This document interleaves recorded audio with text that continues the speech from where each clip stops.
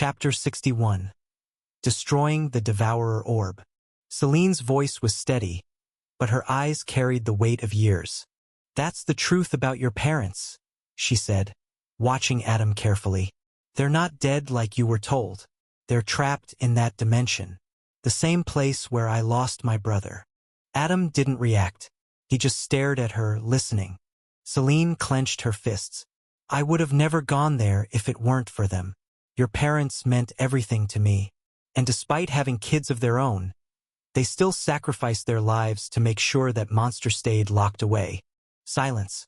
Then, Adam similed. it wasn't a happy smile. It was sharp, cold, calculating. He looked Celine in the eyes. "I'm not joining your plans." His voice was casual, almost dismissive. "I see it as cowardly. And besides," his eyes darkened, "we're not exactly on good terms, are we?" Celine stiffened. Adam leaned forward slightly. "Your son still has to pay for messing with my family." Celine's expression turned rigid. Adam simirked. "But since you gave me what I needed, I'll be generous. I won't go after him myself." His smile widened. "I'll let my siblings handle him." He stretched his hand out, and in his palm, a dark, swirling orb appeared. The Devourer Orb. Everyone's eyes locked onto it. Then, crack, Adam crushed it in his grip. Energy exploded outward, vanishing into the air. "We won't be needing it," Adam said calmly, brushing the dust off his hands. "If I'm going to fight the monarch, I'll do it in his territory, at his strongest." Silence. Everyone stared at him. Then, a low chuckle. Alexandria leaned back, arms crossed, a smirk playing on her lips. "I knew I liked you," she said. Adam turned to her, raising a brow. "Who are you again?" Alexandria blinked, then let out an amused sigh. "Already forgot me? I was the one who stopped you from starting a family war." She tilted her head. "Not that it worked. You still started one anyway." Adam narrowed his eyes slightly. Then realization clicked. "Alexandria Blackveil." She grinned. "Took you long enough." Celine had been quiet all this time, but now her hands trembled. "You don't get it, do you?" Her voice was sharp, cracking with emotion. "Even your father couldn't defeat the monarch." Adam's smirk faded. "Your parents were powerless against him," Celine snapped. "And you think you can do what they couldn't?" The room grew cold. Celine's shadows started to unravel, creeping along the ground like living creatures. "You had one thing that gave you an advantage," she hissed, her eyes burning red. "And you destroyed it." The shadows pulsed, twisting wildly, distorting the air. "You threw it away because of your pride." Her power surged, until a hand landed on her shoulder. Celine flinched. "Thomas." His grip was firm, steady. "Enough." The shadows stilled. Celine clenched her jaw, breathing heavily. Adam's voice was calm, unwavering. "Like you said, my parents couldn't do it. But that doesn't mean I can't." He looked around the room, his expression firm. "I just have to be stronger than the monarch. That's all." Silence. Celine, Thomas, and Alice stared at him like he had lost his mind. Joshua, on the other hand, just blinked at them, confused. "Why are you all looking at him like that?" Joshua asked, tilting his head. "He's not wrong. If the enemy is stronger, then just get stronger. Simple." Alice let out a sigh. "Cousin bro, it's not that easy. If power came that fast, everyone would be a god by now." Adam turned to her and smiled, unfazed. Thomas rubbed his temples, exhaling deeply. "Listen, kid. I know you're your parents' son, but you need to learn how to pick your battles." His voice was heavy. "Growing stronger takes years. It's not something you just decide to do overnight. Your parents have already spent 5 years trapped in there. They don't have that kind of time." Adam's next words made the room freeze. "Who said anything about years?" His eyes gleamed. "I'm going tonight." Everyone's breath caught. "I'm bringing them back as soon as I can," Adam continued. "I won't let them spend one more day in that hellhole." A sharp gasp escaped Alice's lips. Joshua's eyes widened. Celine, however, slammed her hand on the table. You're delusional. Her voice was sharp, cutting through the tension. Yes, you're powerful, but you can't even beat me. So tell me, how are you going to defeat the monarch? Her eyes burned with frustration. You want to rescue your parents? She continued. Then explain to me how you're going to do what they failed to do. Adam didn't flinch. Celine clenched her fists. Unbelievable, she muttered. This is a waste of time. We should have just stuck to the original plan.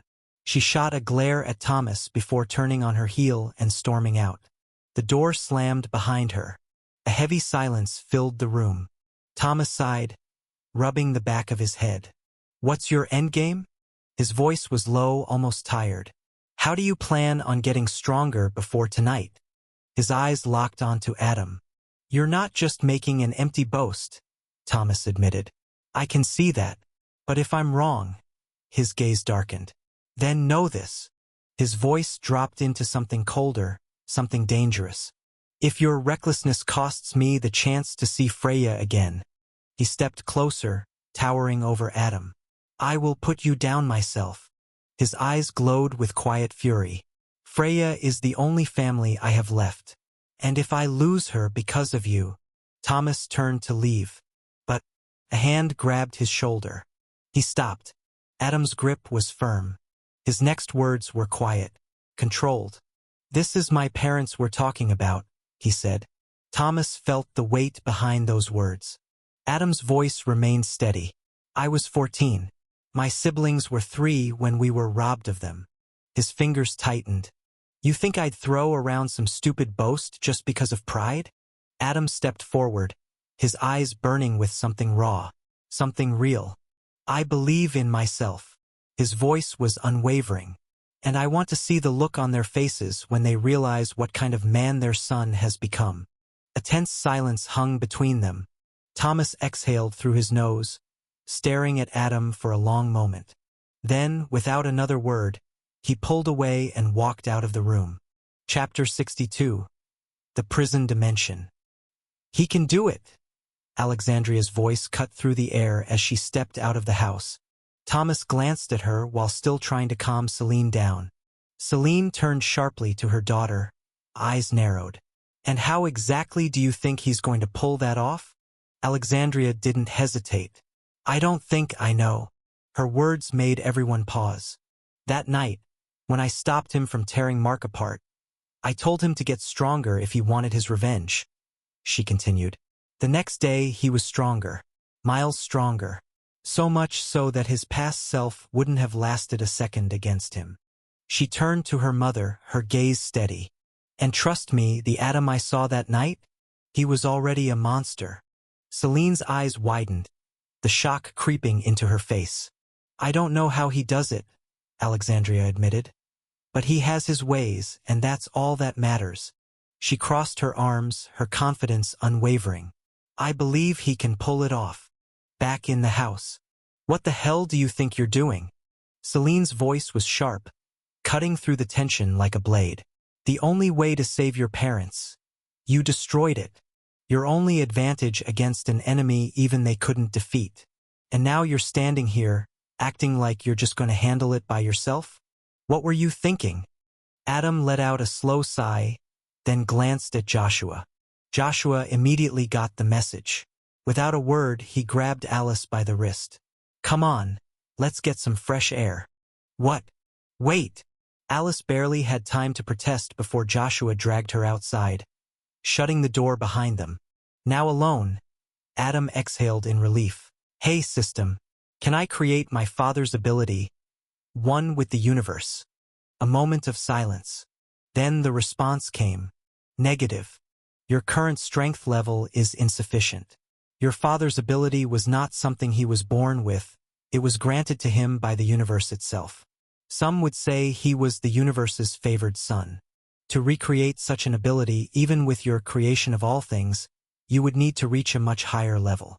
Adam chuckled, shaking his head. Figures it wouldn't be that easy. His fingers clenched into fists, eyes flashing with determination. Fine. Then I'll just start from the basics again. Closing his eyes, he focused. And just like that, the process of creating his power-up had begun.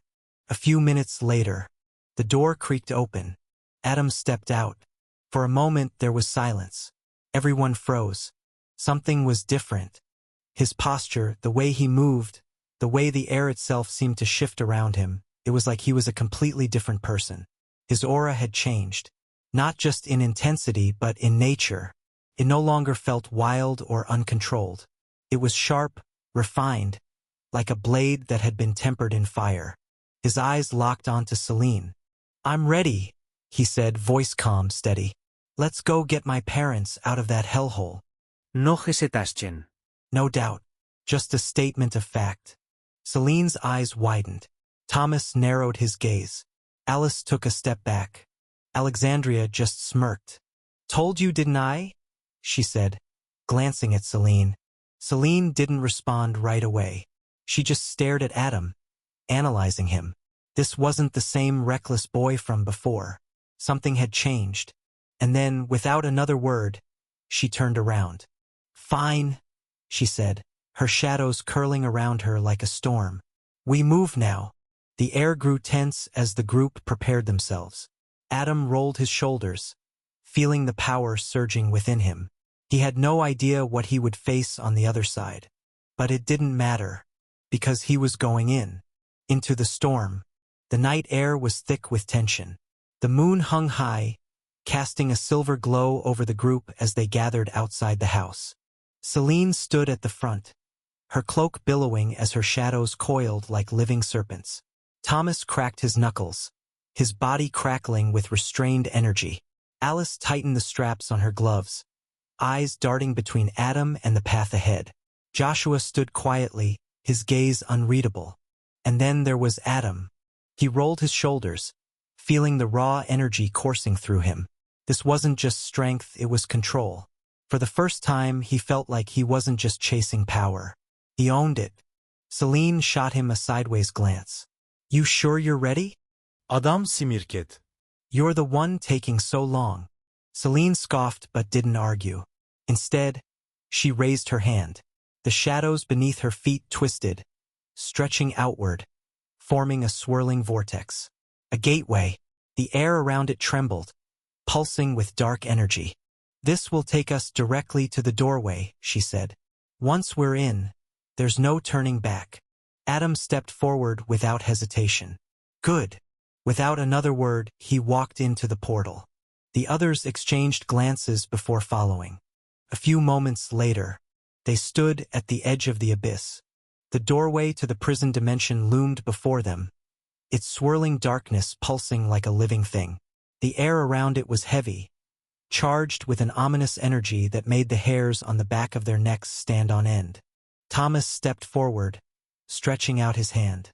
The moment his fingers moved, the air shimmered, twisting and warping, until suddenly, a portal ripped open before them, revealing the void beyond. He exhaled, watching the dark vortex swirl. "This is it," he muttered. Just like last time. Before anyone could speak, Adam casually rolled his shoulders and stepped forward. "You all stay back," he said simply. "I'll be back before you know it." Then he vanished. Not a flicker of movement. No trace of energy. Just gone. Joshua's eyes widened. Did he just teleport? "No," Thomas said, his tone calm but firm. "He moved so fast you thought he teleported." Silence. Alice blinked. "Wait." Her head snapped around, scanning the area. "Where's Alexandria?" The realization hit them all at once. Celine's expression darkened. That brat. Inside the prison dimension. At the center of it all. Atop a throne made of black stone and chained souls. The monarch stirred. A slow inhale. Then his eyes slid open, glowing like dying stars. Something had disrupted his slumber. Something powerful. Or rather, two somethings. "Ho!" His deep voice rumbled through the halls.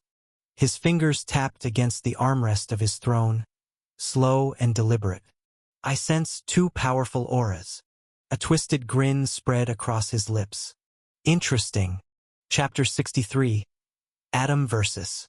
the monarch of destruction. The moment Adam set foot in the prison dimension, he felt it. Oppressive, suffocating. The weight of the place pressed down on him like an unseen force, but he barely reacted. His eyes scanned the twisted landscape, but then, something shifted. His gaze flickered downward. Hoy. His voice was flat, unimpressed. "Why are you hiding in my shadow?" A soft chuckle echoed as the darkness at his feet rippled. Slowly, a familiar figure emerged, stepping out like she had always been there. "Alexandria, I wasn't about to let you face this so-called monarch alone," she said smoothly, brushing herself off. "Even if I do think you can handle him." Adam let out a long sigh, already knowing it was pointless to argue. "Fine. Suit yourself."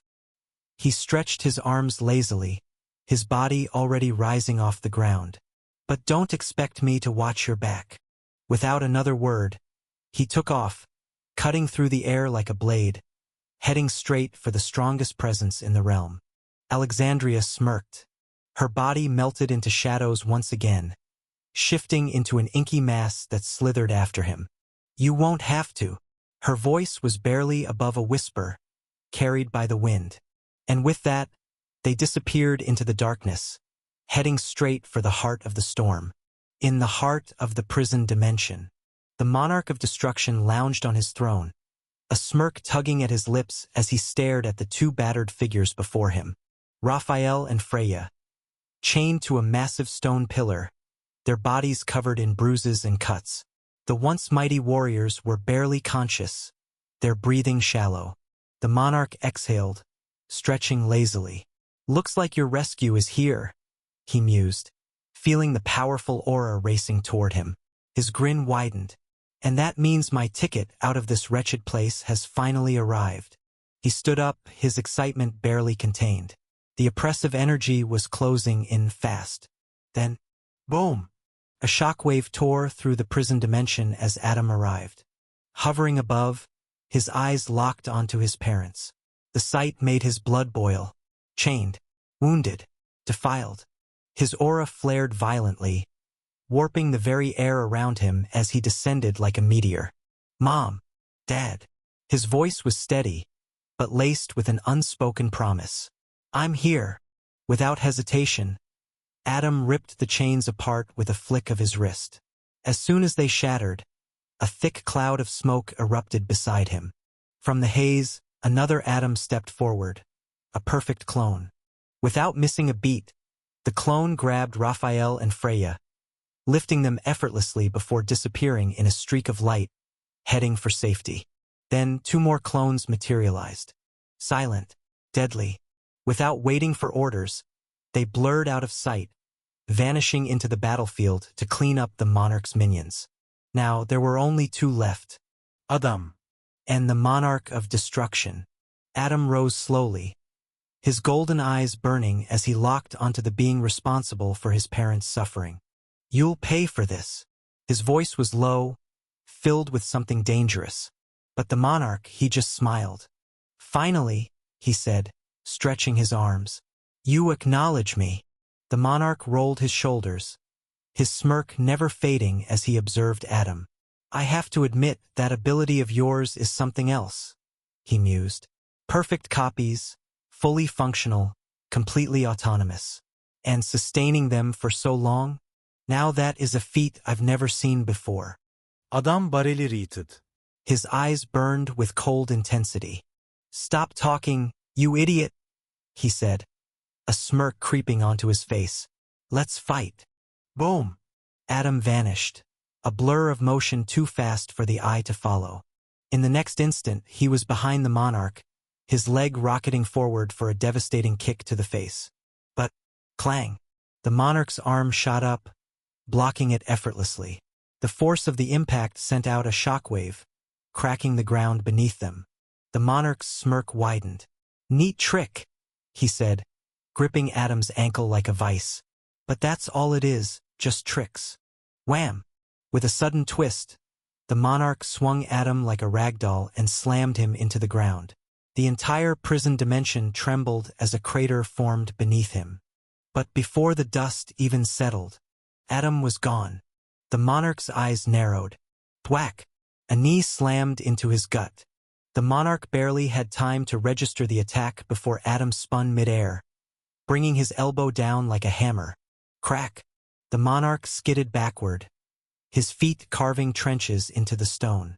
He wiped the side of his mouth where Adam's strike had actually drawn blood. A moment of silence. Then, the monarch grinned. Interesting. His dark aura flared violently, distorting the air. I haven't bled in a long time. Adam cracked his neck, rolling his shoulders. Don't worry, he said. There's more where that came from. The tension reached its breaking point. And then, they exploded toward each other. Fist met fist. Blow met blow. Boom!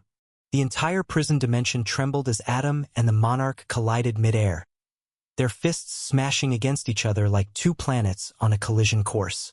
The shockwave alone shattered the floating islands around them, sending debris flying in all directions. The monarch grinned as he threw a devastating right hook.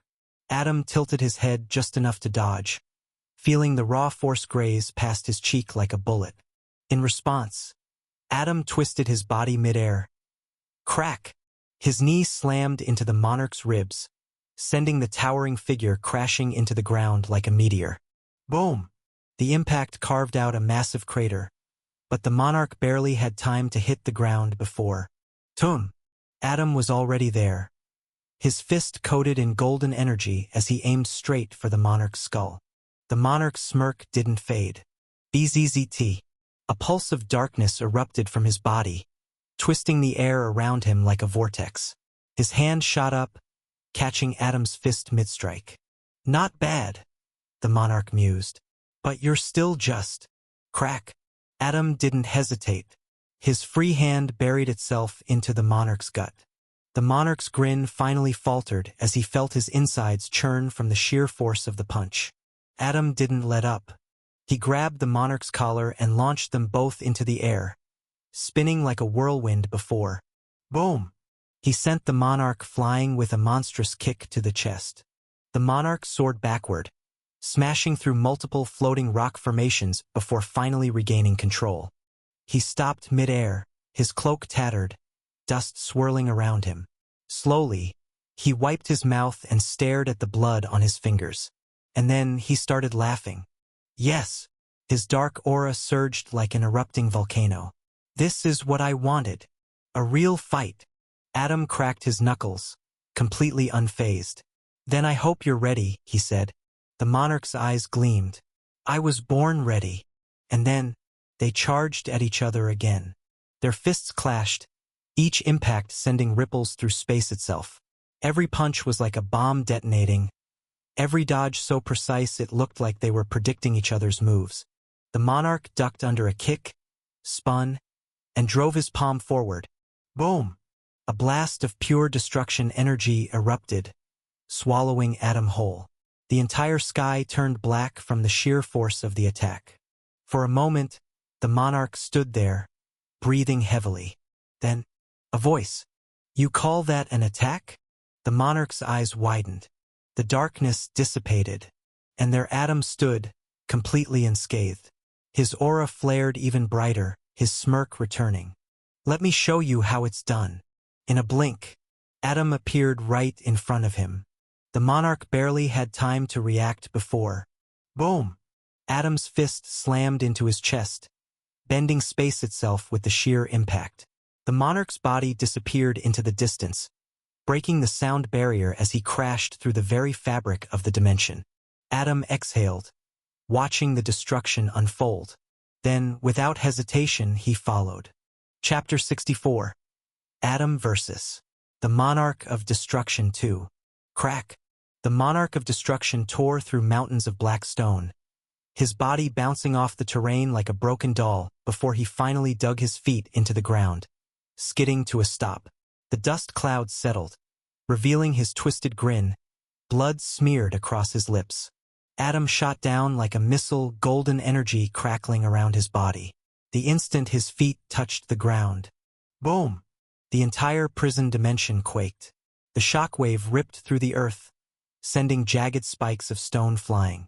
The monarch barely had a second to react. Whoosh! Adam appeared right in front of him. No wasted movements. No words. Bam! A devastating right hook smashed into the monarch's jaw, twisting his head violently to the side. Before the recoil even settled, thwack! A brutal knee to the ribs. Boom! An uppercut straight to the gut, lifting the monarch off the ground. Adam didn't stop. He grabbed the monarch midair, spun like a whirlwind, and, slam, drove him into the earth with the force of a meteor. The ground split open. Cracks spread like veins across the landscape, swallowing anything in their path. The monarch lay motionless for a beat, his body embedded in the crater. Then, he laughed. A deep, guttural sound that echoed through the ruined battlefield. Slowly, he sat up, wiping blood from his chin. His fingers trembled, whether from pain or excitement, even he wasn't sure. His dark aura surged, and the space around him warped, distorting like a shattered mirror. That all you got? The monarch cracked his neck, standing up like he hadn't just been pummeled into the dirt. Adam exhaled, rolling his shoulders. His golden aura shimmered, casting flickering lights against the monarch's darkness. Not even close. Whoosh! Adam vanished. The monarch's eyes widened. Bam! A fist crashed into his face. Boom! Another strike, faster than before. Then another, and another. Adam was relentless, each blow landing like a hammer, shaking the dimension itself. The monarch staggered, struggling to react. Adam blurred out of sight again. But this time, the monarch grinned. His fingers twitched. BZZZT. Darkness erupted. Whoosh! A giant black tendril shot from his back, whipping toward Adam like a spear. Adam barely dodged, twisting midair. Slash! The tendril sliced through the ground, carving a deep trench. The monarch moved. No hesitaste. His fist, coated in destruction energy, rocketed toward Adam's face. Boom! Adam blocked with his forearm, but the sheer force sent him skidding backward, feet digging into the stone. The monarch didn't let up. He lunged forward. Bam! His elbow smashed into Adam's ribs. Thwack! A spinning kick followed, launching Adam into the sky. The monarch grinned, gathering a sphere of swirling black energy in his palm.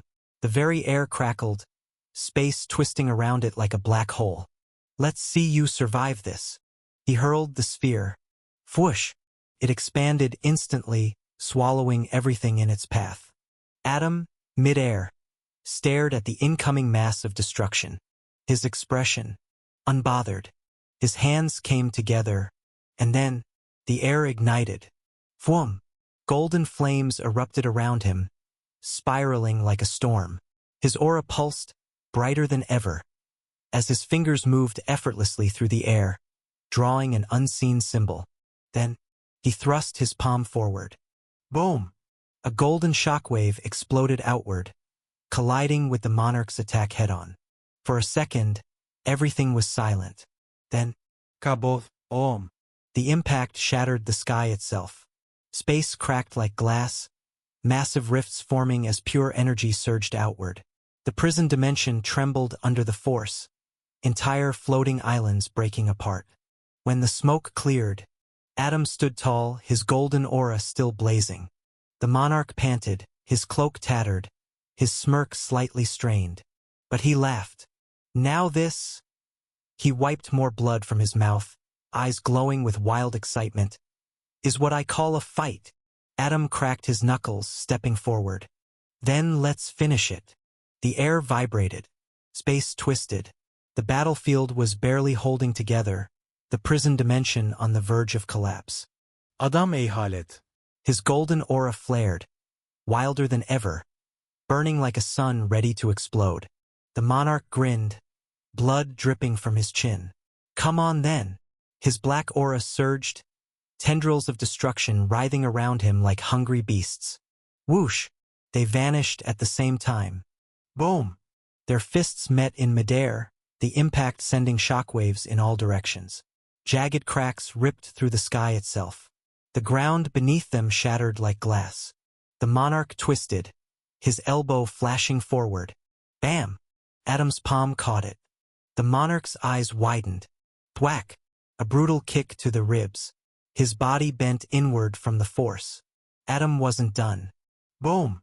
A golden-cloaked fist slammed into the monarch's chest, warping the air around it. His ribs caved in.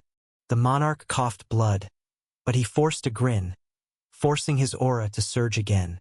Adam appeared behind him. Crack! A devastating chop to the back of the neck.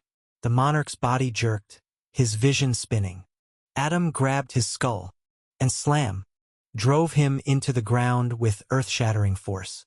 The entire prison dimension collapsed. Chunks of floating land crumbled. Space twisted like a melting painting.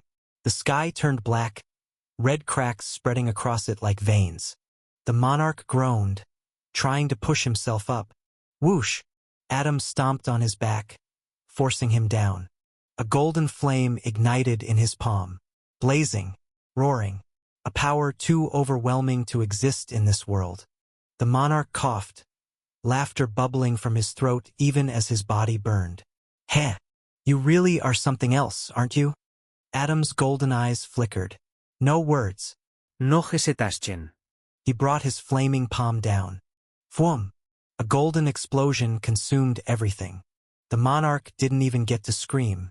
His body disintegrated. His existence wiped from reality in an instant. The dimension trembled, then collapsed completely. Adam floated in the void of nothingness, his golden aura flickering. Then, with a single step, whoosh, he vanished. Elsewhere, the room was drowned in darkness. Nothing moved, nothing breathed, except for a pair of glowing red eyes. They sat still in the void, watching, waiting, until suddenly they shifted. A grin spread across Wraith's face. Then, hey! His shoulders shook. The grin widened. Ha ha ha ha ha! Laughter filled the room, low at first, then rising, echoing against the walls like a haunting melody. Finally, he exhaled, wiping a tear from his eye.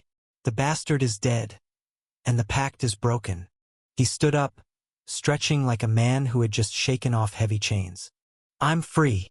With slow, deliberate steps, he walked to the massive window of his penthouse, his red eyes glowing against the glass. Below him, the city pulsed with life.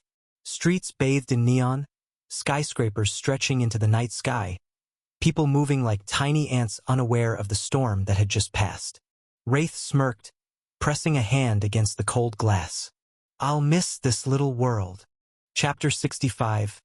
Family Reunion. Few minutes earlier. Whoosh! A gust of wind kicked up dust as clone Adam landed outside the portal, his parents in his arms. The sight sent shockwaves through the crowd. Celine's eyes widened. Wait! You already took down the monarch? She hurried toward him, scanning the battered but recovering figures of his parents. Clone Adam grinledi. Nah, the boss is still handling that. He just sent me to bring them out and patch them up. His casual tone made Celine narrow her eyes, suspicion creeping in. Then, Adam's hands glowed green. A soft hum filled the air as he placed his palms over his parents. Instantly, their wounds vanished, color rushing back to their faces like life itself was being poured back in. A hushed silence fell over the group. Then, that's just a clone? Thomas muttered, his voice laced with disbelief. He had sensed it. Something off, something unnatural. The Adam standing before them wasn't real. But the sheer presence of him, the aura he radiated, it was identical to the original. Celine caught the whisper. What do you mean a clone? Her sharp gaze flicked to Thomas. Even Alice and Joshua leaned in, their attention locked on him. Thomas exhaled, shaking his head. I don't know how, but that's not the real Adam. It's just a clone. A clone using abilities. Adam. Freya's weak voice cut through the air as her eyes fluttered open. Her vision cleared, and there he was. A soft smile tugged at her lips. Her son. Even if it was just for a moment before the end, she was grateful to see him one last time. But Clone Adam smiled back, sadness flickering in his golden eyes. Mom, you're going to be fine. I made sure of it. You, Dad, Alfred, Arya. The boss, all of you together again. As a family. Freya blinked. His words didn't make sense, until she noticed something. The pain was gone. Completely. Her body no longer ached. Her strength had returned. And she wasn't in the prison dimension anymore. She sat up in shock, her gaze darting around. Celine, Thomas, Joshua, someone unfamiliar. Then Alice, her sister's child. Her breath hitched. She turned beside her, and her heart nearly stopped. Raphael was already standing. No one had even seen him get up. Yet there he was, strong, alive, and brimming with energy. His gaze was locked on the sky. He did it. Then, boom! The portal trembled. Cracks ran through its surface, before it exploded in a burst of light. Adam descended, floating in the air, exuding an overwhelming presence. Beside him, Alexandria pouting like a child. Freya's breath caught as she looked between them. Two Adams? Her head snapped back and forth, confusion spreading across her face. That was when Clone Adam grinned. I'm just a clone. And with that, whoosh, his body dissolved into smoke, vanishing into the wind. Mom, Dad. Adam's voice trembled as he hovered in the sky. Then, whoosh, he descended in a flash, landing in front of them. Without hesitation, he pulled them both into a tight embrace. His body shook. His grip tightened. I missed you both so much. His voice cracked, his face buried in Freya's shoulder. I thought you were gone. We all did. His breath hitched, and for the first time in so long tears spilled down his face. Uncontrolled. Real. Raphael and Freya stiffened. Then slowly, their arms wrapped around him. Warmth. After so many years, warmth. Adam pulled back slightly, sniffling, his golden eyes shimmering. Alfred and Arya. They missed you too. But they grew up strong, Mom, just like you. They inherited your powers, fire and ice. They're amazing. They're strong. Grandma made sure they had everything they needed. She had them enrolled in the academy. He turned to Raphael, his grip still firm. Dad, please, don't go away again. There was no trace of the warrior who had crushed a monarch. No overwhelming presence. Just a son. A son who had been without his parents for too long. Freya cupped his face, her fingers trembling. Adam, look at you. You've grown so much. Raphael took a shaky breath, his usual composure cracking. We thought we'd never see you again. Adam laughed through his tears, wiping at his face. Yeah, well, I make the impossible happen these days. Freya wiped the tears from her eyes and smiled. Really now? What kind of impossible things have you done? Adam smirked, crossing his arms. Well, for starters, I got awakened recently and went toe-to-toe with a family head. Almost beat her to a pulp, if your dad hadn't interfered. Ha! Celine's face twitched as she stomped forward. What did you just say, brat? Who did you almost beat to a pulp? Adam turned to her, eyes gleaming with mischief. His grin widened, a silent challenge in his gaze. You want to go for round two? Celine's eyebrow twitched. You little... Before she could grab him, Freya burst into laughter, pulling Adam into another hug. My son is a monster now, huh? You've really become something else. She hugged him tighter, feeling the strength in his body. He had grown. No, he had surpassed them in ways she never thought possible. After a moment, she pulled back and turned to Thomas and Celine, her gaze softening. It's been too long. Meanwhile, Raphael and Adam stood face to face. Raphael let out a long sigh. This world, your mother and I tried to keep you away from it, but fate had other plans. He crossed his arms, his gaze sharp but proud. And now, you've become strong enough to rival even me. I never imagined it. But, a grin spread across his face. Now that you are, I finally get to go all out in a fight. What do you say, son? Adam's lips curled into a smirk, his golden eyes gleaming. I like the sound of that. He looked up at the sky for a brief moment before glancing back at his father. Being at the top of the world, it's lonely, even if it's just for a moment. Raphael chuckled.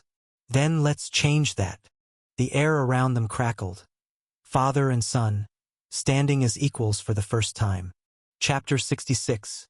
Royal Divine Bloodline of the War Demon.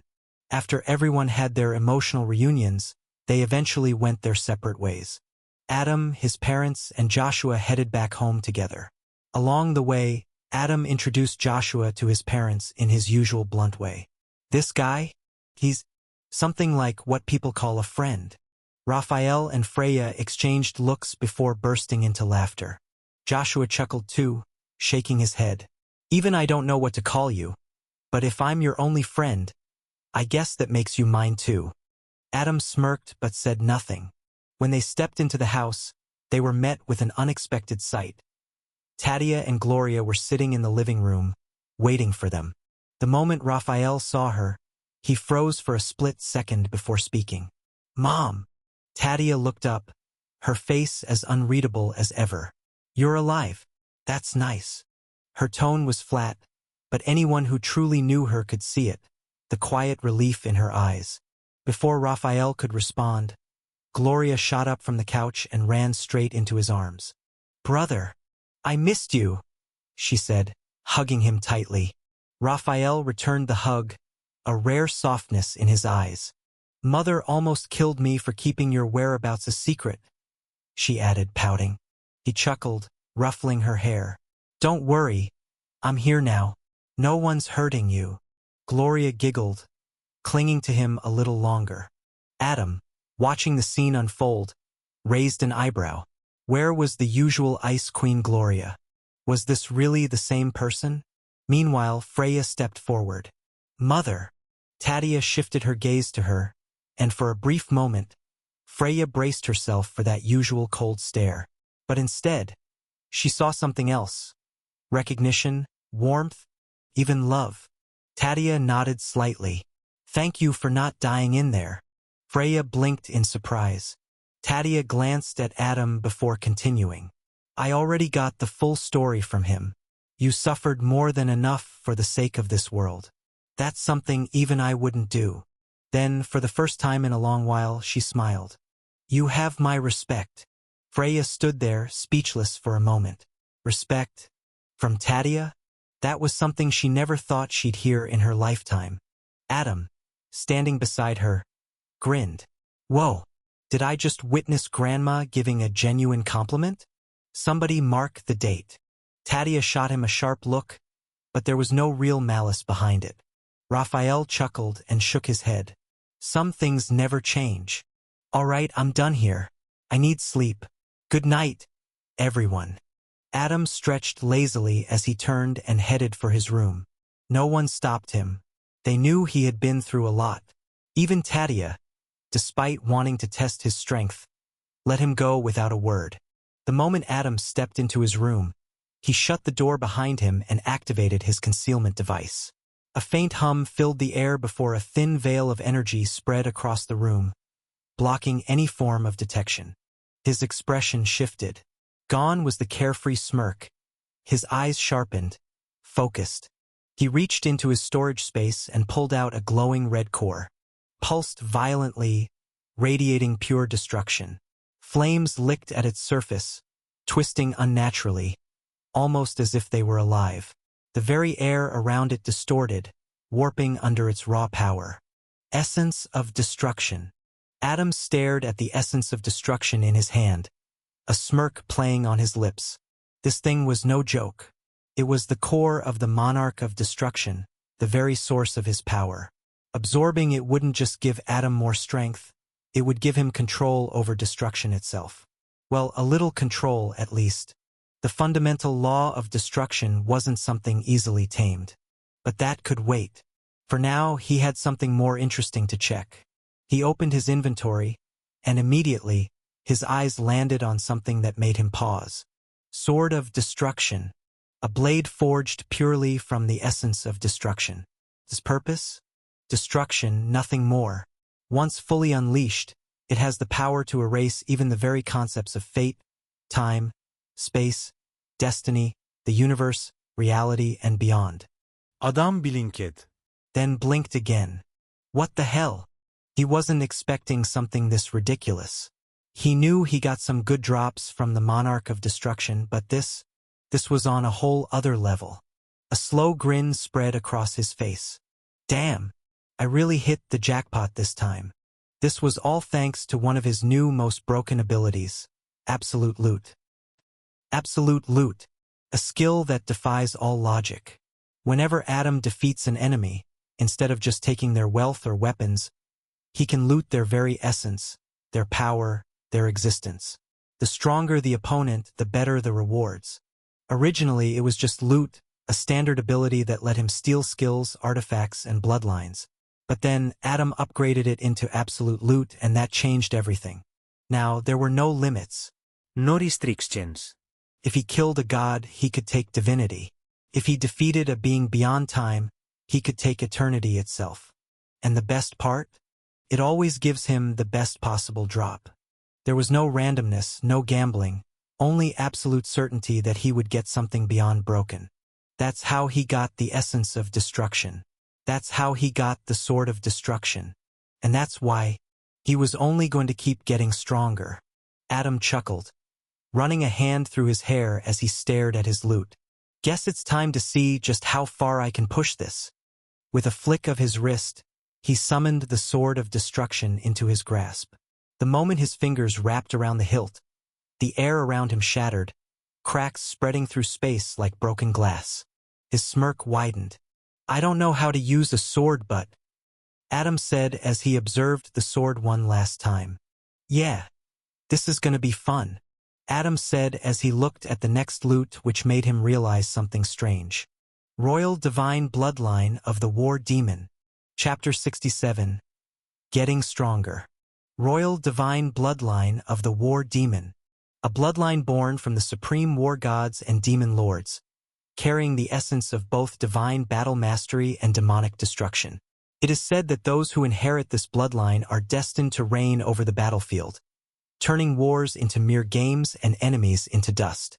Bloodline traits. 1. War God Supremacy. Instinctively masters all forms of combat, weapons, and martial arts. Every battle fought only evolves their skill further. 2. Demonic Berserker's Wrath. The longer a fight lasts, the stronger the user becomes. Injuries do not weaken them. Instead, they amplify their rage, speed, and destructive power. 3. Unyielding Immortality. Cannot be truly killed through normal means. Even if their body is destroyed, as long as war and battle exist in the world, they will always find a way to return. 4.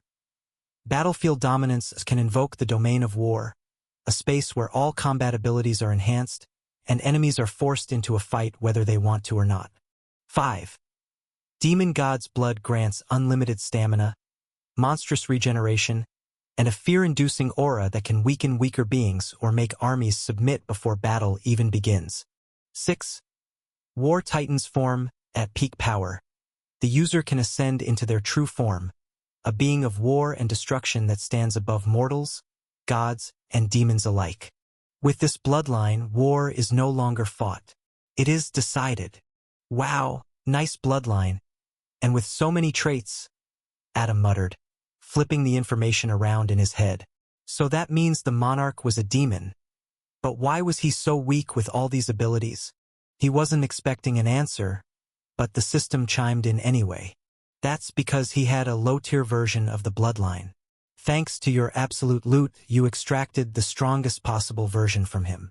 Everything you gained was something he had, but at an inferior level. Besides, let's not forget, you boosted yourself to terrifying degrees before that battle. Adam smirked. That's actually true. He leaned back, eyeing the glowing crimson bloodline core in his hand. Honestly, I don't need this bloodline, but those traits, yeah, I'm not passing those up. He could just recreate each trait as abilities, but that was too much work. Merging it was faster. System. Merge the Royal Divine Bloodline of the War Demon, and also absorb the essence of destruction. The moment he gave the command, everything erupted. Bloodline fusion initiated. A storm of black and crimson energy exploded around Adam, shaking the entire room. His body burned as his blood boiled, rewriting itself into something entirely new. His heartbeat turned into a thunderous war drum, each pulse sending ripples through space. The essence of destruction was next. A searing heat surged through his veins, as if he was being reforged inside a cosmic furnace. His bones cracked and reformed. His muscles expanded before tightening into something even stronger. A pressure heavier than mountains filled the air. If anyone else were in the room, they would have been forced to their knees just from the sheer weight of his presence. Then boom! The energy collapsed into him. Adam opened his eyes. New form unlocked. His once dark eyes now glowed crimson and gold, flickering like twin burning suns. His hair had darkened at the roots but blazed at the tips like ethereal flames, shifting between black, red, and silver. His physique had refined itself, lean but powerful, like a celestial warlord sculpted for battle itself. Lines of ancient war runes traced his skin, glowing faintly with divine energy, while an ominous demonic aura swirled around him. His very existence now exuded a presence that could turn entire battlefields to ashes before the fight even began. Adam flexed his fingers, feeling the overwhelming power coursing through him. He grinned. Now this is power. With a single thought, Adam reverted back to his human form. His glowing crimson gold eyes dimmed. His ethereal hair returned to normal, and the war runes on his skin faded into nothingness. He stretched a bit, cracking his neck. So now I have two forms, human and demon. Does that make me half human, half demon? No. Due to your unique existence, you are not a half of anything. You are your own being. You can be a demon, a god, a devil, a celestial, or a human. As long as you possess the bloodline, you can become any race you desire. Adam raised an eyebrow. So basically, I don't have a fixed race? Yes and no. Your level is too low to comprehend even your own existence. Get stronger and uncover the secrets of the universe. Adam couldn't help but laugh at that. Get stronger, huh? Sure, I can get stronger. But the kind of power I want, I don't think I'll reach it with just my current level of creation of all things. Luckily for him, he had absolute loot. All right, system. Bring up my stats. Stats. Name, Adam Dark. Title, Monarch Slayer. Bloodline, Royal Divine Bloodline of the War Demon, unknown. Race, Celestial Human, Primordial Variant. High Royal Demon. Existence tiers, Unawakent. Attributes, Physique, 10 000. Mental 10,000. Soul 10,000. Abilities, Creation of all things LVL2. Nigh Immortality. Omniscient Instinct. Neural Cybernetic Technopathy. Absolute Loot. Supreme Clone Technique. Aura amplifiée. Flight. Transcendent Core. Bloodline Traits. Ascendant Adaptability. Transcendent Core. Primordial Authority. War God's Supremacy. Demonic Berserker's Wrath. Battlefield Dominance. War Titan's Form. Essence. Essence of Destruction 10%. Item. Sort of destruction. Adam frowned as he scanned his stats. Why is my existence tier still showing as unawakened? And, since when did I get nigh immortality? System, explain. Your existence tier remains unawakened because you have yet to unlock your true essence. Your current state is like a divine embryo, powerful but still developing. Once you surpass your limits, your existence tier will naturally evolve. Adam clicked his tongue. TCH. So I need to break through something again. He shifted his gaze to nigh immortality. And this? Where did this come from? This ability manifested due to the fusion of your new bloodline traits. Your unyielding immortality, demon god blood, and adaptive regeneration merged, granting you a superior version of immortality. While you cannot be permanently destroyed, you can still be erased from existence if something surpasses your regeneration speed. Adam Simirket. So basically, unless someone has absolute erasure or something stronger, I'll just keep coming back? Correct. Your body, soul, and essence will regenerate as long as even a fragment of you remains. Adam let out a small chuckle. That's kinda overpowered. He closed his stats screen, stretching his arms behind his head. Well, not bad for a night's work. Now then, let's see what other loot I've got. With a flick of his wrist, another item list materialized before him. Chapter 68, Primordial Codex.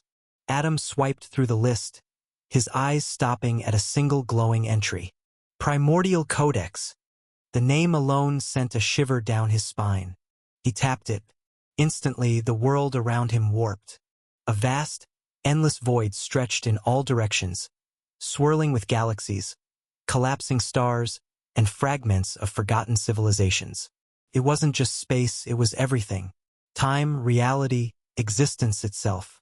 And at the center of it all, floating before him, was a massive ancient tome.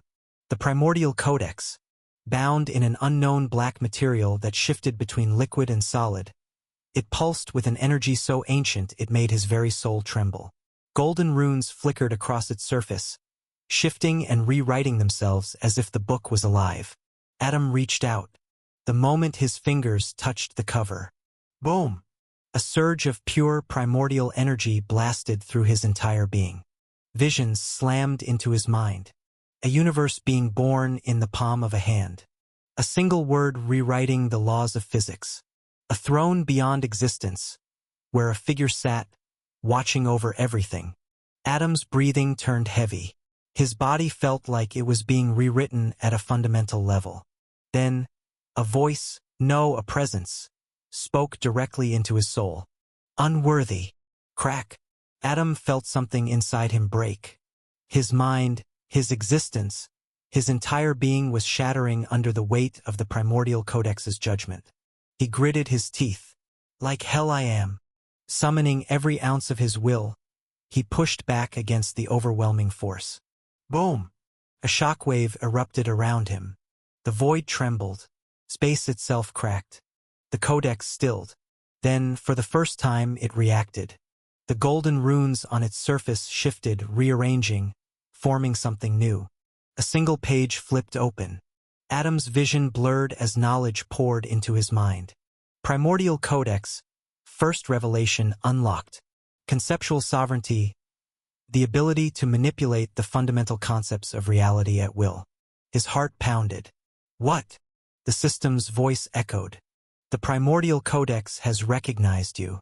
You now hold authority over the very concepts that shape existence. Adam clenched his fist. The air around him bent. Reality flickered. He exhaled and space corrected itself. A grin spread across his face. Now this is something else. Adam stared at the Primordial Codex, then threw his head back and laughed. This was insane. First, he broke the limits of the human race and got an ability tied to reality itself. Now, he had another one that let him control concepts. How was he getting these broken abilities? He hadn't even fully explored the first one, and now he had this? His grin widened. Well, good thing I've got the perfect way to test them. Supreme Clone Technique. A pulse of energy surged through him, and in an instant, boom! Two figures stepped out from him, identical in every way. The air around them flickered as they stabilized. Adam smirked as he looked at them. System notification. Supreme Clone Technique. Allows the user to create perfect clones with 100% of their abilities. Clones share all skills, memories, and powers of the original. Clones cannot die or be destroyed unless the original wills it. The number of clones is limitless, as long as the original desires. Only the original can use creation of all things. One of the clones stretched his arms, cracking his neck. Man, this is kinda trippy, he said, grinning. The second one nodded, rubbing his chin. Yeah, but also kinda awesome. Adam folded his arms, eyes gleaming. All right, boys, he said. Let's test some stuff. Adam paused. Where the hell was he supposed to test all this?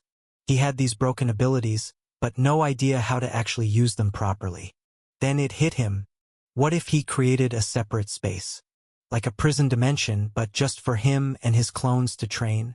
His mind barely finished forming the thought when, ding! Your creation of all things is still too low to create such a complex structure. The system's voice rang out, blunt as ever. Adam froned. TCH figures. But then his eyes lit up. What if he combined conceptual sovereignty with creation of all things?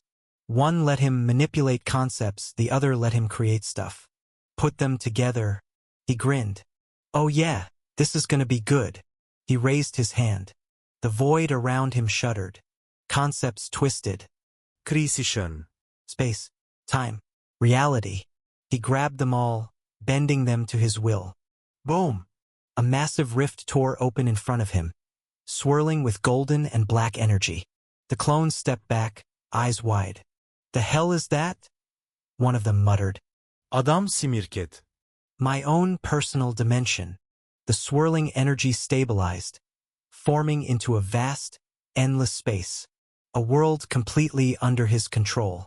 Infinite land. Unbreakable structures. Gravity, time, and even the laws of reality, all customizable at his whim. The system chimed in. Personal dimension created. All existing abilities can be tested here without limit. Time flow, adjustable. Destruction, réversible. Energy source, infinite. No depletion of stamina, mana, or other power sources within this space. Laws, fully customizable. Change gravity, physics, elemental interactions, or even rewrite fundamental rules. Des, non permanent. Any death inside the dimension results in instant revival, making extreme training possible. Simulation mode, activated. Create opponents, scenarios, or entire battlefields to test abilities in any environment. Instant reset, available. Restore the dimension to any previous state with a single thought. Knowledge transfer, linked. All experiences and insights gained by clones are instantly shared with the original. Sealed zone, enabled. No outside interference. Nothing and no one can enter or affect this space unless Adam allows it. Expansion, unlimited. The dimension can grow infinitely to accommodate any need. Adam scanned the list of ridiculous functions and let out a low chuckle. Yeah, this is gonna be fun. He turned to his clones, who were already eyeing the space with excitement. All right, time to push some limits. The training was about to begin. Elsewhere. Where's the Book of Power?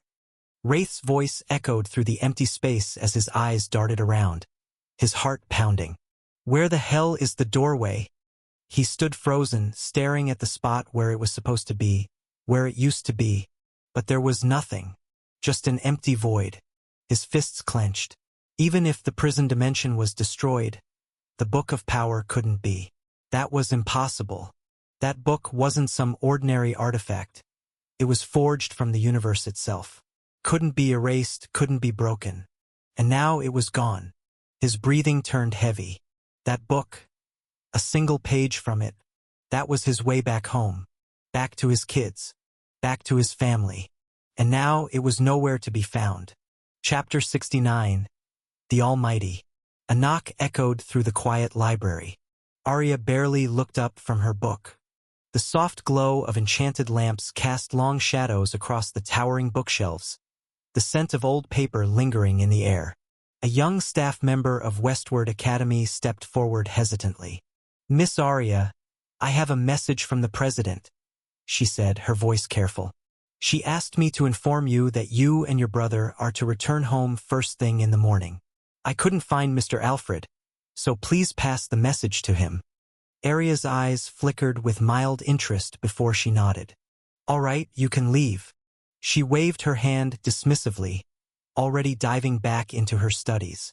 The staff member hesitated for a second, as if wanting to say more, but Arya was already lost in the intricate runes and diagrams before her.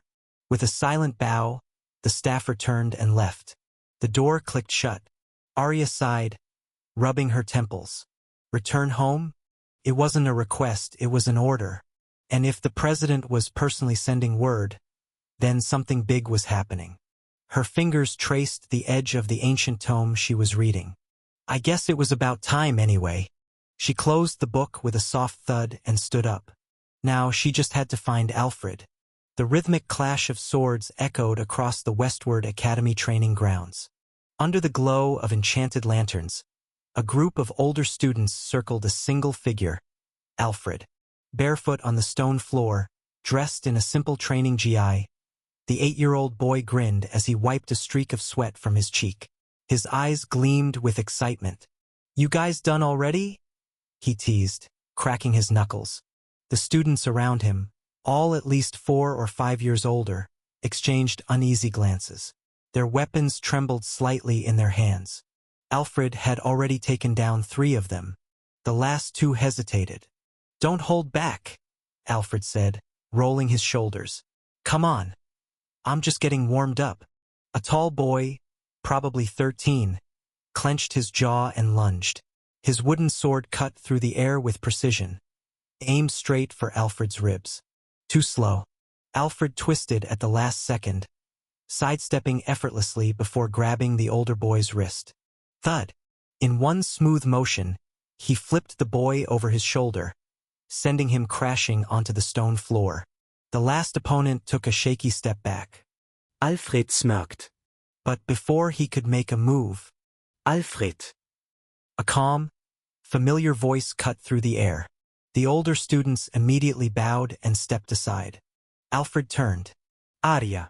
She stood at the edge of the training ground, arms crossed, watching him with that unreadable expression of hers. "Come on," she said. "We're going home in the morning." Alfred blinked, then wiped his hands on his GI. "Huh. Guess that means I should wrap this up, huh?" Arya sighed, already turning away. Alfred grinned. Then, in an instant, he disappeared. A blur of movement. The last student barely had time to react before.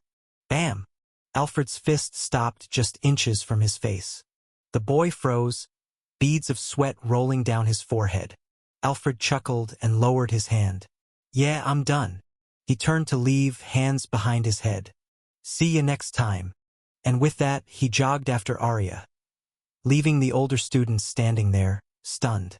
Elsewhere, Wraith leaned back in his chair, arms crossed, a flicker of amusement dancing in his eyes. "So, you're telling me that Adam, some random kid, was the one who took down the monarch?" His voice was calm, but there was an edge to it. Across from him, Grace stood with a composed expression, though a hint of uncertainty lingered in her sharp, ice-blue eyes. Her long silver hair cascaded down her back, shimmering under the dim lights of the room. A sleek black combat suit hugged her slender frame, reinforced with light armor at the shoulders and wrists. She was tall, lean, and deadly, the kind of presence that made even the strongest warriors hesitate. He was the only one seen going into the doorway when Thomas activated the portal, Grace explained, her voice steady. And he was the only one who came out with his parents. The doorway was destroyed right after. She folded her arms. "I had my people withdraw immediately the moment the Almighty regained his strength." Wraith raised an eyebrow. "The Almighty?" Grace nodded. A title given to Raphael Williams because of his unmatched power. Even now, no one knows what his true ability is. Wraith let out a low chuckle. "That's a damn good title," he admitted. "The Almighty, huh? Sounds like a guy you don't want to piss off." His fingers drummed against the table, deep in thought. Then, with a sigh, he sat forward.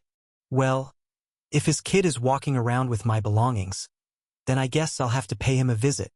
His gaze darkened slightly. "Let's just hope it stays civil. I'd rather not hurt the kid." A tense silence hung between them for a moment. Then Grace spoke. "And if he refuses to hand it over?" Wraith exhaled, running a hand through his dark hair. "Then I'll have no choice," he murmured. His tone was casual, but there was an unmistakable finality to it.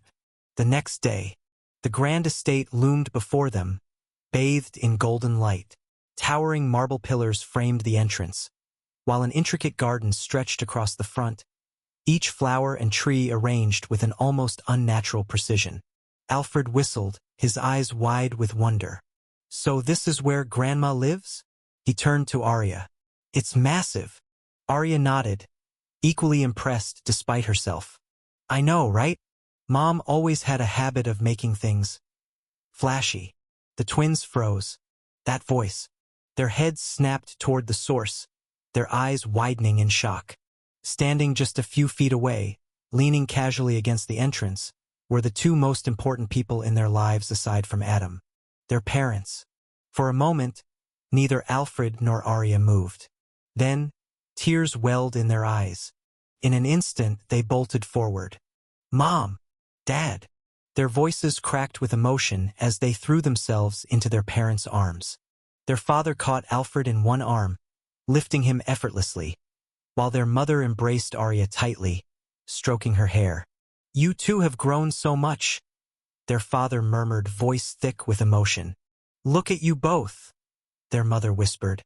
"You've been through a lot, haven't you?" Alfred clung to his father, his usual bravado crumbling. We thought we wouldn't see you again." Arya just held onto her mother, her usual cold demeanor breaking as silent tears rolled down her cheeks. Their parents held them tighter. "We're here now," their mother said softly. "And we're not going anywhere." The warm embrace lasted for what felt like forever, but eventually, their father pulled back slightly, ruffling Alfred's hair. "You've been behaving, right?" He smirked. "Or should I expect a long list of complaints from the academy?" Alfred sniffled, wiping his eyes. "I mean, define behaving." Their mother sighed. "Still the same troublemaker." Chapter 70, Mark's Retribution 1. The arena was massive. Adam stepped onto the stone platform, his eyes sweeping across the colossal structure. The towering walls, the intricate carvings, the sheer scale of it. It really did feel like a coliseum. He let out a low whistle. "Damn, this place is huge." But that wasn't why he was here. Today was the day Mark was going to get his ass handed to him. Not just a simple defeat. A beating so bad he'd curse the day he was born. Adam grinledi. He couldn't wait. Gloria, standing beside him, let out a sigh. "Are you sure about this?" she asked, arms crossed. "Now that you're close to Blackvale, and with my brother and your mother back, don't you think it's time to let bygones be bygones?" Adam's smirk didn't waver. "Nah." His voice was casual, but his eyes were cold. "Mark hurt Arya. If luck wasn't on our side that night, we would have lost her. And you think I should just let it go?" Gloria pressed her lips together but didn't say anything. Adam stretched, cracking his knuckles. "Since I can't deal with him myself, I'll let Alfred and Arya handle it." His smirk widened. "And besides, Celine said she wanted to use this match as a way to punish him." Gloria winced. If Celine was involved, Mark was screwed. Why all the chatter? Where's that Mark kid? I thought he should have been here by now. A man's voice rang out through the arena, cutting through the murmurs. Cale Viridian, the charismatic leader of the Viridian Circle and boss to Thomas, strolled into the arena with a group of well-dressed enforcers. Their black suits glistened under the arena's lights, the sharpness of their presence unmistakable. Cale had that air about him, the kind that made people bow their heads in fear. But not everyone was so easily intimidated. Gloria looked up, unfazed, and glanced at him with a cool, unblinking stare. "I didn't know you were invited." Cale's lips curved into a knowing smile, though there was an edge to it. "Most people bow their heads when they see me," he said, his gaze shifting to Adam, who stood there, completely indifferent. "But you, Gloria, you've always been fearless, haven't you? Even from a young age." His eyes narrowed as he focused on Adam, who was completely unbothered by Cale's presence. "And you," Cale said with a slight sneer, "you're the one who broke the supernatural code and brought a human into our world." He took a step forward, a hand moving toward Adam's shoulder, his fingers already tingling with the anticipation of asserting control. But before his hand could make contact, the air shifted. A terrifying pressure slammed down on him, and Kale froze. His hand halted midair. He looked up, his breath catching in his throat. From her seat in the arena, Tadia's gaze pierced through him. Her eyes glowed with an ancient, unmistakable power. "What do you think you're doing?" she asked, her voice cold and unyielding. "Threatening my grandson in my presence?" Kale's blood ran cold as the weight of her words sank in. He swallowed hard. He couldn't forget what happened 10 years ago. The memory of it sent a shiver down his spine. Tadia didn't need to say more. The silence in the air was louder than any words. Kale clenched his jaw, suppressing the urge to step back. His enforcers shifted uneasily behind him, sensing the overwhelming presence radiating from Tadia. He exhaled slowly, forcing a smirk onto his face. "Heh, no need for hostility, Lady Tadia. I was merely greeting the boy." "With your hand on his shoulder?" Tadia's voice remained calm, but the pressure around Kale intensified. "Do I need to remind you of what happened last time you overstepped?" Kale's smirk faltered. His fingers twitched at the memory. 10 years ago, the pain, the humiliation. He had no intention of reliving that moment. He dropped his hand and took a step back. Adam, watching the exchange, let out a small chuckle. "Damn, Grandma's built different." Gloria sighed, pinching the bridge of her nose. "You're not helping." Kale cleared his throat, trying to regain some control of the situation. "Let's not dwell on the past. I'm here for a reason." His gaze flickered toward the arena. Adam smirked, his arms folding across his chest. "Oh, don't worry, you'll definitely see something. Just don't blink." As if on cue, the arena doors creaked open. Heavy footsteps echoed as Mark finally arrived. His expression was dark, unreadable. His mother, Celine, walked beside him, her eyes sharp and calculating. The air around them seemed to thrum with an unspoken tension. "Sorry for the delay," Celine said, her voice smooth yet firm. "I had to make sure my son was prepared." Mark stepped forward, his eyes locking onto Alfred and Arya. The arena fell into silence. Tadia leaned back in her seat, watching with mild interest. "Well then," she said, a faint smile playing on her lips, "let's begin." Mark stepped onto the arena, his every movement weighed down by the gazes locked onto him. His mother, Celine, stood at the sidelines, her expression unreadable. His eldest sister watched with her arms crossed. The president of the country, the Viridian leader, and the legendary couple, all eyes were on him. A suffocating pressure settled over the arena. Then 2 figures stepped forward. Alfred and Arya. Mark's fingers twitched. Arya's lips curled into a smirk. "Hey, miss me much?" Her eyes gleamed with anticipation. She could still remember every shove, every insult, every humiliation he put Alfred through. Her fists clenched at the memory. If not for her promise to their mother to take it easy on him, Mark would already be on the ground. Alfred, however, barely acknowledged Mark. His gaze flickered toward the audience, toward his parents. That's all he cared about. This match? It was nothing but a formality. Tadia's voice rang out, calm yet commanding. "Let's not keep everyone waiting." The arena hummed with energy. The fight was about to begin. Chapter 71, Mark's Retribution 2. The moment Tadia's words faded into the air, the atmosphere in the arena shifted. A sharp gust of wind rustled through the vast stone coliseum, sending dust swirling around the 3 figures standing at its center.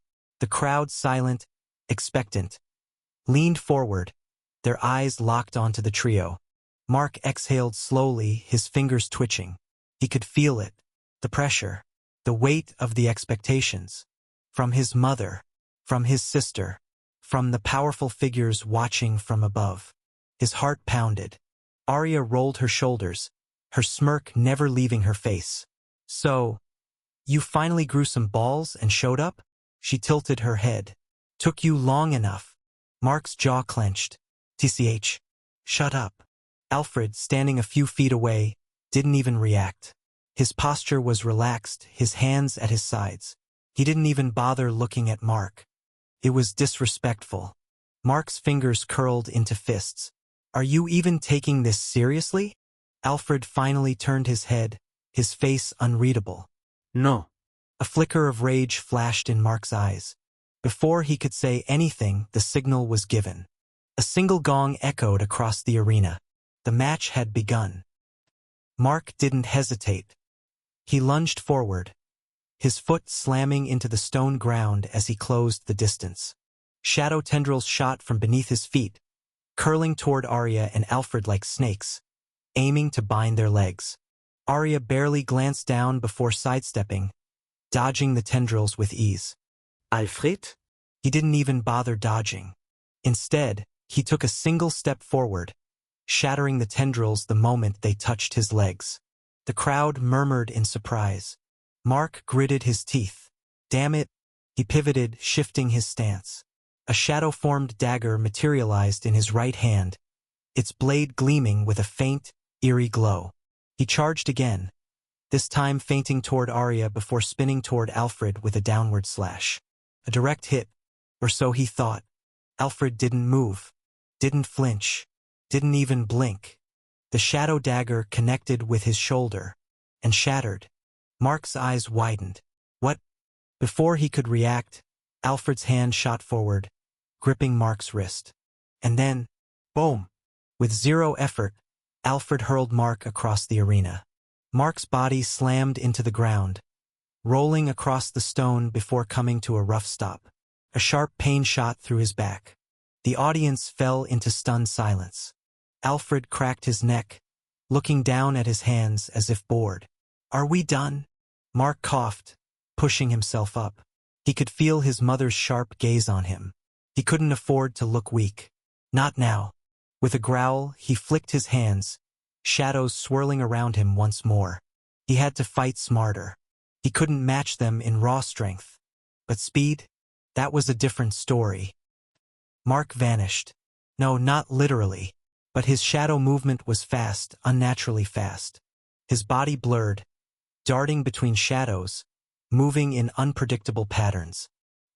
He reappeared behind Alfred, his palm outstretched, ready to unleash a shadow strike at his spine. A fist slammed into his gut. Mark's body lurched forward, the wind leaving his lungs in a violent gasp. Arya stood in front of him, her fist still buried in his stomach. She had predicted his movement. Her smirk widened. Too slow. Mark stumbled back, clutching his stomach. His vision blurred for a moment, but he had no time to recover. Arya was already moving. A roundhouse kick lashed toward his ribs. He barely managed to raise his arm to block. The force sent him skidding back. Arya lowered her leg, looking almost disappointed. Come on. Where's all that attitude from before? Mark growled. He threw both hands forward. His shadows exploded outward, forming countless sharp spikes aimed at both Arya and Alfred. Arya clicked her tongue. Annoying. She weaved through the attacks with ease, dodging each spike with perfect precision. Alfred, on the other hand, didn't dodge at all. The spikes shattered the moment they touched him, unable to even leave a scratch. Mark stared in disbelief. This isn't normal. He had trained. He had worked hard for years to reach this point. He had been told he was special, that he was talented. But right now, he felt helpless. Alfred Zeit. We should wrap this up. Arya smirked. Yeah, I'm getting bored. Mark felt something cold crawl up his spine. They hadn't been serious. Not even once. Arya stretched her arms before cracking her knuckles. All right, loser. Let's make this quick. She vanished. Mark's instincts screamed, but he couldn't react in time. A knee slammed into his chin. His head snapped back, his vision blurring as pain exploded through his skull. His body lifted off the ground for a split second. Then Alfred appeared behind him. A single palm strike hit his back. And then, boom! Mark crashed into the ground, the stone beneath him cracking from the impact. Dust exploded outward in a thick cloud. Silence. The arena remained still. Everyone watched. Mark didn't get up. A low groan escaped his lips, his body refusing to move. His limbs were numb. His mind was blank. He had lost. Completely. Utterly. And he hadn't even left a scratch on them. Arya rolled her shoulders. Welp, that was fun. Alfred jaunete. Can I go now? The crowd was still stunned. The president, the Viridian leader, the powerful figures watching from above. Celine's expression remained neutral, but there was something dangerous in her gaze as she looked down at her son's defeated form. Mark, on the ground, felt his entire body tremble, not just from pain, but from humiliation. He had never been so thoroughly crushed. Tadia chuckled from her seat. Well, that was entertaining. Adam smirked, arms crossed. Told you not to blink. Gloria sighed. That was brutal. Cale Viridian, still standing at the edge of the arena, let out a low hum. His sharp eyes studied Alfred and Arya. Monsters! He knew now. Mark never stood a chance. Clap, clap, clap. A slow, deliberate applause echoed through the air. Not bad. You kids really are something else. A smirk played on his lips as he tilted his head slightly. Back in my world, they would have called you children of the universe. Chapter 72, Return of Wraith. Clap, clap, clap. A slow, deliberate applause echoed through the arena. Not bad. You kids really are something else. The man smirked, tilting his head slightly. Back in my world, they would have called you children of the universe. A moment of silence followed. Then, brother. Celine's voice cut through the tension. Uncle. Uncle. Both Alexandria and Mark spoke at the same time. Damien. The man's smirk twitched. His eyes flickered between them before his expression soured. Who the hell is brother? Uncle? Damien? His voice was sharp as he scanned their faces. Then something clicked. His eyes narrowed as he spotted Celine, Thomas, Raphael, and Freya. Recognition flashed across his face. Oh! He let out a slow, amused hum. I remember now. You lot prison dimension, right? And you... His gaze locked onto Freya. His grin widened. You're the one who killed the last poor bastard I swapped bodies with. Freya stiffened. The realization hit her like a punch to the gut. Wraith! The name barely left her lips, but it was enough. The entire arena went still. Everyone knew that name. Wraith. To most, he was the leader of the rebel organization that surfaced 4 years ago. But to 4 people in this arena, he was something far worse. The blade of the monarch of destruction. Wraith. A man who was supposed to be dead. Cale crossed his arms, his gaze unwavering. So, you're Wraith. He let out a slow exhale. Always heard rumors you were once on the good side. Didn't expect you to be him, though. He scoffed. That's disappointing. Wraith rolled his eyes. Are you sick in the head or what? He leaned forward slightly, his red eyes glowing faintly. I'm not some Damien. I'm Wraith. His tone shifted, turning cold. But enough of that. I'm not here for old stories. His gaze sharpened, scanning the crowd. I came for something that belongs to me. His eyes finally locked onto one person, Raphael. Which means, where the hell is this kid called Adam? Celine's voice rang out, raw with emotion. What the hell do you mean you're Wraith? Even if you two look alike, I know my brother when I see him. You're Damien. Her eyes burned with frustration as she glared at the man standing before her, refusing to accept what he was saying. Wraith let out a low chuckle, tilting his head. TCH. Woman, I already told you. I'm Wraith. His smirk widened, eyes glinting with something dark. But yeah, I do remember the guy you're talking about. His voice turned almost lazy, like he was recalling an old joke. Swapped bodies with him at the very last second, right before my death. If I remember right, his final words were... He tapped his chin mockingly before his grin sharpened. Wait! He turned his gaze to Freya, a wicked amusement dancing in his eyes. Yeah. He was talking to you before you finished him off. The world went silent. Every eye in the arena snapped to Freya. She stood frozen, her breath caught in her throat. The color drained. The wraith she thought she killed, the enemy she had spent years hating, hadn't been wraith at all. It was Damien. She had killed one of her own. Because of him. A sudden heat wave blasted through the arena. The air warped, rippling with sheer rage as flames flickered to life around Freya's body. Her entire being screamed with fury, grief, and betrayal. Wraith only grinned wider. But before she could explode, a firm hand rested on her shoulder. Raphael. His grip was steady, grounding. Freya, he said softly. She didn't move, her breathing ragged, her body trembling. Not here, he murmured. A long silence stretched between them before, finally, the flames flickered out. But her eyes never left Wraith.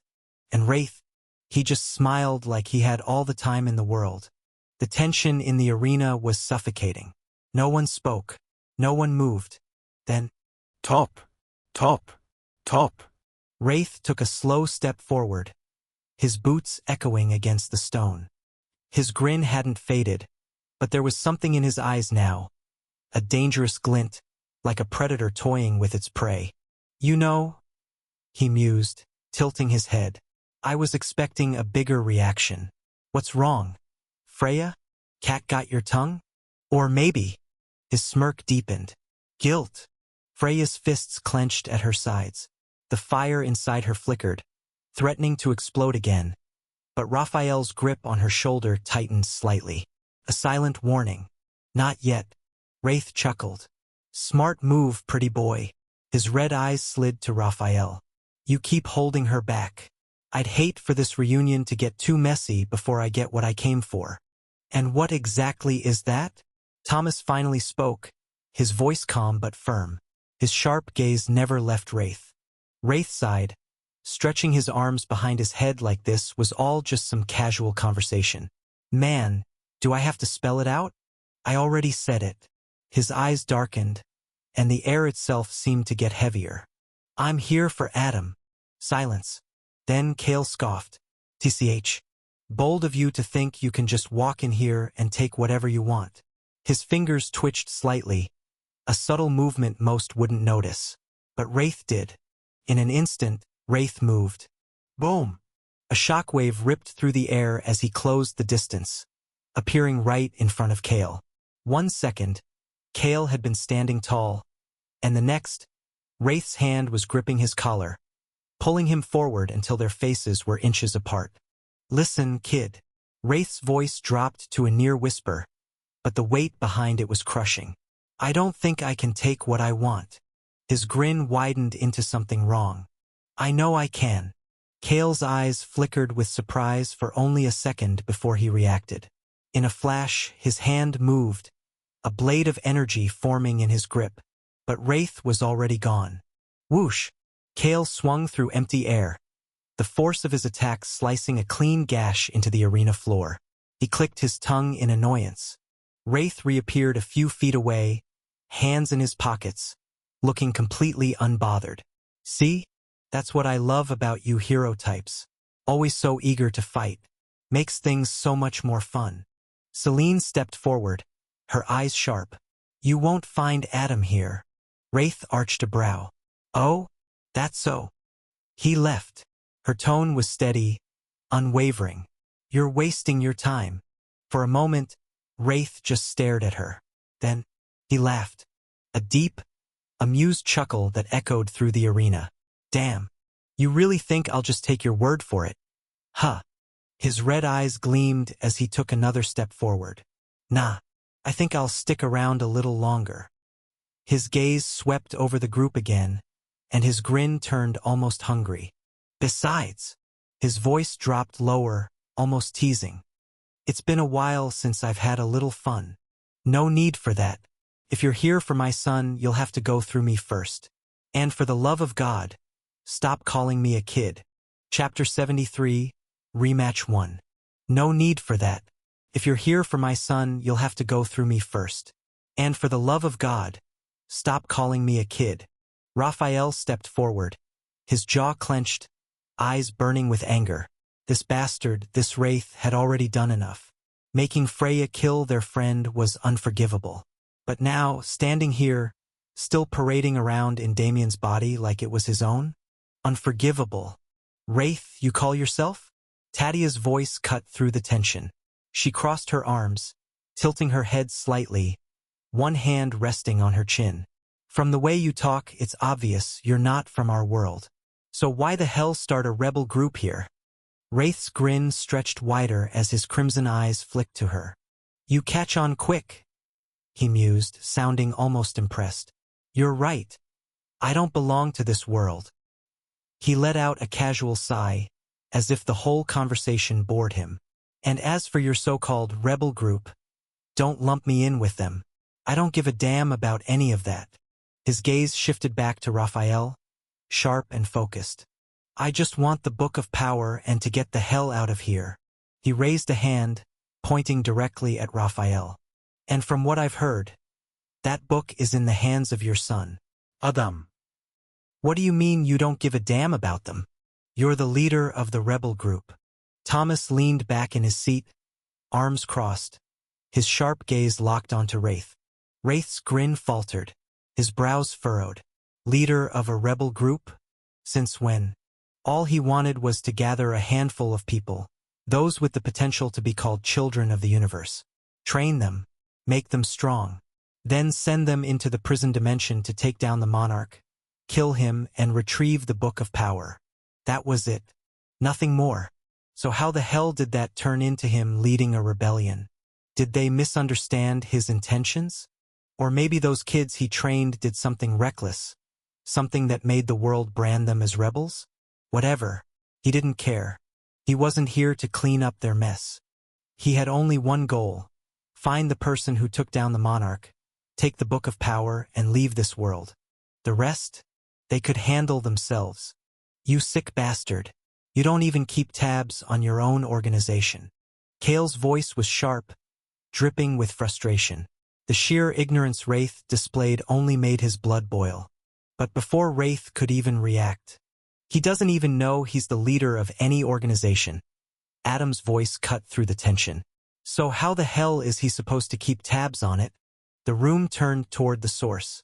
From the shadows, Adam stepped forward, Gloria following closely behind. He had been watching all this time, observing, and now he couldn't help but find the whole thing laughable. Adam stepped back. Raphael moved in an instant, flying in front of his son, his stance unwavering. I'll handle him. I beat him before, and I'll beat him again. But Wraith wasn't even looking at Raphael anymore. His glowing red eyes locked onto Adam, his smirk curling wider. Ah, so you are Adam. His voice was laced with amusement as he studied the boy in front of him. You're just a kid, Wraith mused, tilting his head. But damn, you're brimming with power. His grin sharpened. And you're not even awakened yet. Your existence tier is still 0. He let out a low whistle. Now that's something. His gaze darkened. But here's the thing. You have something that belongs to me. The air grew heavier, the temperature dropping ever so slightly. And I want it back. The amusement in his voice faded, replaced with cold certainty. I don't normally hurt kids. Hell, I don't even get into fights where a kid is my opponent. He exhaled slowly, then cracked his neck. But truth be told, his crimson eyes flickered as they scanned the entire arena. Every last one of you here are kids in my eyes. The pressure in the air thickened, an unspoken threat laced within his words. So if I don't get what's mine the peaceful way, his smirk turned razor sharp, then I'll just have to break my code and take it by force. A sharp gust of wind blasted through the arena as Raphael's aura flared. You really think you can take it by force? His voice was calm, but the underlying fury was unmistakable. Wraith's smirk didn't waver. I know I can. And just like that, they vanished. In an instant, both figures blurred out of sight. A shockwave tore through the ground where they had stood, sending cracks rippling across the stone floor. The clash of raw energy rang through the air as they reappeared mid-air, fists colliding with explosive force. Raphael spun, driving a kick at Wraith's side. Wraith twisted, narrowly dodging, then countered with a lightning-fast palm strike. Raphael blocked, barely. The impact still sent him skidding backward. The moment his feet touched the ground, he lunged again, fists engulfed in swirling energy. But Wraith was already moving. He darted past Raphael's defenses, raising 2 fingers, and just like that, Raphael's mouth vanished. His eyes widened in shock. "TCH, can't have you using that annoying ability of yours," Wraith muttered. "You and I both know that if you get a chance to speak, this fight is over." Raphael's response was immediate. His eyes flashed. Crack. The seal broke. He exhaled sharply, his mouth restored. "You think that'll work on me?" Wraith barely had time to react before Raphael's fist came crashing toward his face. Boom! The impact sent Wraith flying, smashing through a nearby pillar. Dust and rubble exploded outward as he skidded to a stop, rubbing his jaw. "Damn!" He spat out a bit of blood, then grinned. "Guess I should have sealed your hands instead." In a blur, he was on the move again. He flicked his fingers. Raphael's mouth sealed shut once more. Crack! And just as quickly, he broke it again. Wraith sealed it again. Raphael broke it. Again. Again. Again. The battlefield became a blur of movement, energy crashing like rolling thunder. Each time Wraith sealed his mouth, Raphael shattered the restriction without hesitation. Neither side let up. Neither side backed down. They clashed again, fists meeting in midair, shockwaves rippling outward. Wraith's grin widened. "You're a stubborn bastard." Raphael's eyes burned with unyielding determination. "You're damn right I am." Their next attack would decide who gained the upper hand. And neither was planning to lose. Chapter 74, Rematch 2. Boom! The force of their clash sent shockwaves tearing through the air, cracking the walls of the arena. Dust and debris shot up like an explosion as Raphael and Wraith blurred into motion again, trading blows at speeds that left afterimages behind. Raphael twisted midair, dodging a punch by inches before slamming his knee into Wraith's ribs. Crack! Wraith grunted but retaliated instantly, grabbing Raphael's leg and swinging him like a meteor into the ground. The floor caved in on impact, a massive crater forming beneath Raphael's body. But before Wraith could press the advantage, boom! A pillar of raw energy erupted from the crater. Raphael shot up like a bullet, twisting in the air, and drove his elbow straight into Wraith's face. Wham! Wraith skidded back, feet tearing through the stone, but he caught himself just before hitting the wall. He wiped a streak of blood from his lip, grinning. Not bad. Raphael didn't respond. He was already moving. Whoosh! He closed the distance in an instant, fists crackling with power. He feinted left, then struck right. Wraith saw it. He leaned back, dodging by a hair. Too close. He spun, aiming a counterattack. But Raphael was faster. He grabbed Wraith's wrist, twisted, and snapped his knee forward. Bam!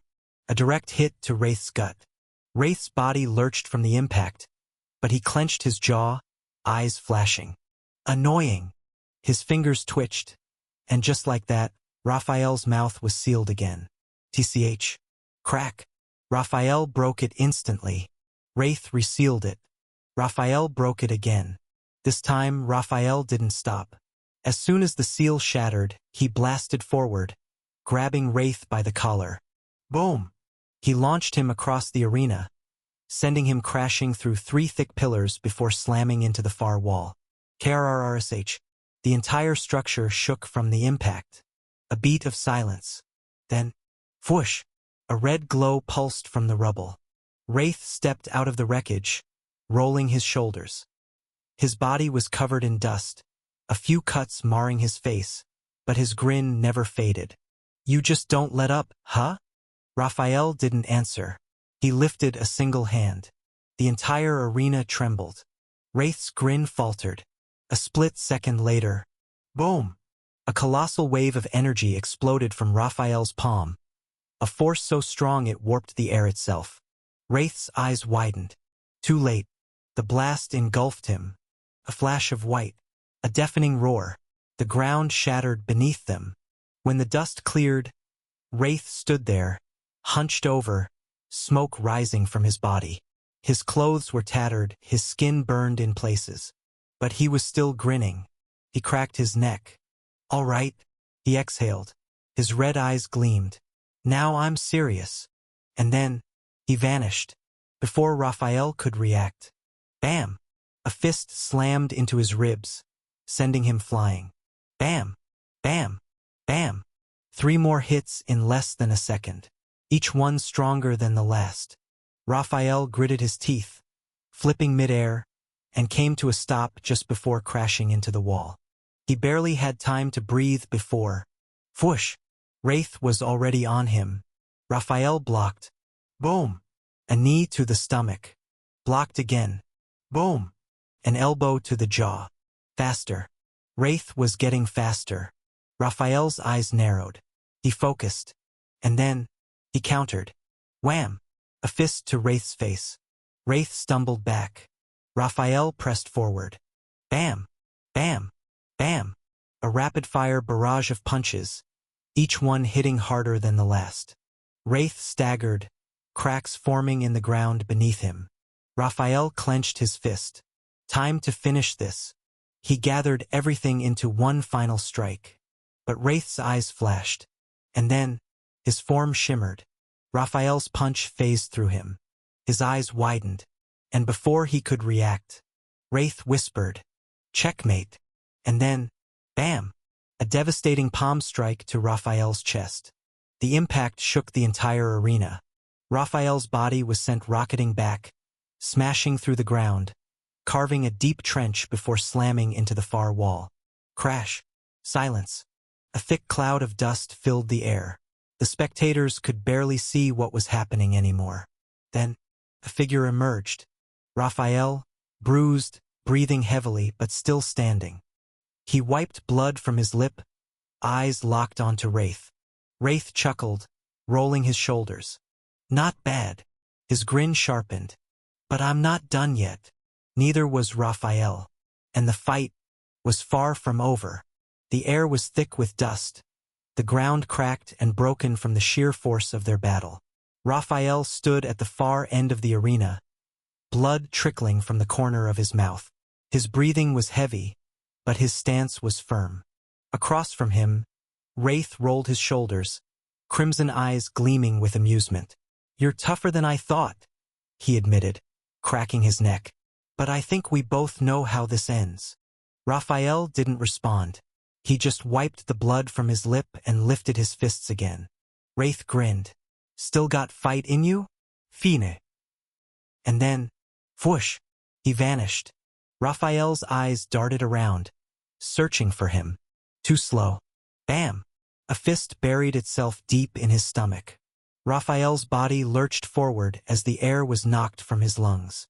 Bam! An uppercut to the jaw sent him flying. His vision blurred, the world tilting as he hurtled through the air. Before he could even hit the ground. Boom! Wraith was already there, driving a knee into his spine. The force sent Raphael crashing downward, smashing into the ground so hard that the stone shattered beneath him. Dust and debris exploded outward. But Wraith wasn't done. He landed lightly beside the crater, gaze locked onto Raphael's half-buried form. His fingers twitched, and suddenly, Raphael was yanked into the air by an unseen force. Before he could react, crack, a brutal elbow to the ribs. Crack, a spinning kick to the temple. Crack, a palm strike to the chest, sending him skidding across the ruined arena. Raphael gasped for breath, barely able to push himself to his knees. His arms trembled. His vision swam. Wraith exhaled, rolling his shoulders. "You're done," he said, taking slow steps toward him. "Stay down." Raphael gritted his teeth, trying to force himself up. Bam! A final, devastating kick to the ribs. His body twisted midair before slamming into the stone, leaving a deep crater in the wall. Silence. Raphael didn't move. Wraith stood over him, hands in his pockets. His eyes glowed as he tilted his head. TCH. Thought you'd last longer. He turned away. And then, a slow chuckle. Wraith's eyes narrowed. He turned back. But it wasn't Raphael laughing. It was Adam. The boy stood at the edge of the battlefield, arms crossed, an amused smirk on his lips. Wraith raised an eyebrow. Something funny? Adam grinned, shaking his head. Then he exhaled. And in that instant, the air changed. A heavy, suffocating pressure exploded outward, making the ground tremble. Adam's gaze locked onto Wraith. You just pissed me off. His voice was calm, but his eyes, they burned. Chapter 75. Adams and the Rebels. The air around Adam rippled, distorting like heat waves under a blazing sun. The entire arena groaned under the invisible weight pressing down on it. Dust floated unnaturally, suspended mid-air, as if gravity itself was hesitating to function properly. Wraith's smirk twitched. His instincts screamed at him, danger. Then, boom! The ground beneath Adam's feet exploded as he moved. No, not moved, vanished. Wraith barely had time to register it before. Bam! Adam's fist slammed into his gut. The impact so sudden, so brutal, that Wraith's entire body folded around it. His crimson eyes bulged. The shock wave from the punch blasted outward, sending cracks racing through the ground in jagged lines. A fraction of a second later, bang! Wraith's body shot backward like a bullet, smashing through the air, before Adam appeared again, right in his path. Still mid-air, Wraith's mind barely processed what was happening. He should have been the faster one. He should have been the stronger one. Yet, Adam was already there, waiting. Wham! A palm strike to the chest sent Wraith plummeting like a meteor. The ground caved inward on impact, dust and debris erupting like a volcanic explosion. The entire arena shook. The audience? Silent. Not a single breath, not a single whisper. Just the sound of crumbling stone and the distant drip of blood splattering against broken ground. Then, a low chuckle. From the crater, through the swirling dust, Wraith rose. His once pristine clothes were shredded. A thin line of blood trailed from the corner of his lips. His head tilted slightly, a flicker of something unreadable in his glowing red eyes. Then, he grinned. Okay. Wraith rolled his shoulders, the bones cracking. That actually hurt. Adam didn't react. He was already moving. Adam appeared in front of Wraith. No wasted movement, no theatrics, just pure pressure. Wraith's instincts screamed again. Too late. Adam lifted his hand and pressed 2 fingers against Wraith's forehead. In that instant, the world collapsed. The arena was gone. Wraith's mind reeled as everything around him turned into an infinite void of swirling black and violet. No ground, no sky, just nothingness. Then, boom! The void itself crushed down on him. An invisible force wrapped around his body, squeezing, twisting, like unseen hands trying to erase him from existence. Wraith's body snapped back into reality, staggering as if he'd been drowning in deep water and was suddenly thrown onto land. His breath was heavy. His fingers trembled. What the hell was? Boom! Adam was already on him. A hand gripped his face. Then, slam!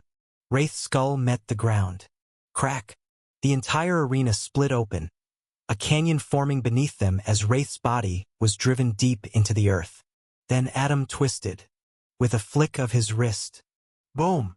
Wraith's body was launched sideways, smashing through stone pillars like brittle glass. Each impact left a shockwave, the echoes of destruction rippling through the arena. But Adam was already above him, waiting. Wraith's body hadn't even finished tumbling before. Bang! A downward punch, straight into his chest. The ground imploded beneath them. Wraith's vision flickered. His bones screamed. Then, he disappeared. High above, Wraith reappeared, gasping, eyes wide. He clutched his ribs, feeling the fractures, the deep ache seeping through his body. What the actual? Then he saw it. Adam. Standing mid-air. No wins. No energy trails. No movement. Just standing there. Like gravity itself had decided he didn't have to obey its rules. Wraith clenched his fists. All right. Enough playing. He blurred forward, pushing his speed to the absolute limit, only to find himself frozen. Not physically, not magically, just stuck. Like the entire concept of motion had stopped existing for him. Adam walked toward him, not rushed, not aggressive, just a slow, deliberate pace. Each step made the world shudder. Then Adam raised a single hand and lowered it. Wraith's entire existence was forced downward. Boom! Wraith hit the ground so hard that the entire landscape warped, the very air twisting around the impact point. Adam floated down after him, landing soundlessly on the broken battlefield. Wraith coughed, his lungs struggling for air. His own body was rejecting him now, unable to process what it had just experienced. He tried to stand. Thump! Adam's foot pressed lightly on his chest. Not hard, not crushing, just enough to say, "Stay down." Wraith's breathing was ragged. He wanted to fight back, but he couldn't move. Not because of injuries, not because of exhaustion, because Adam wasn't letting him. Not through force, not through magic, just through presence. Silence.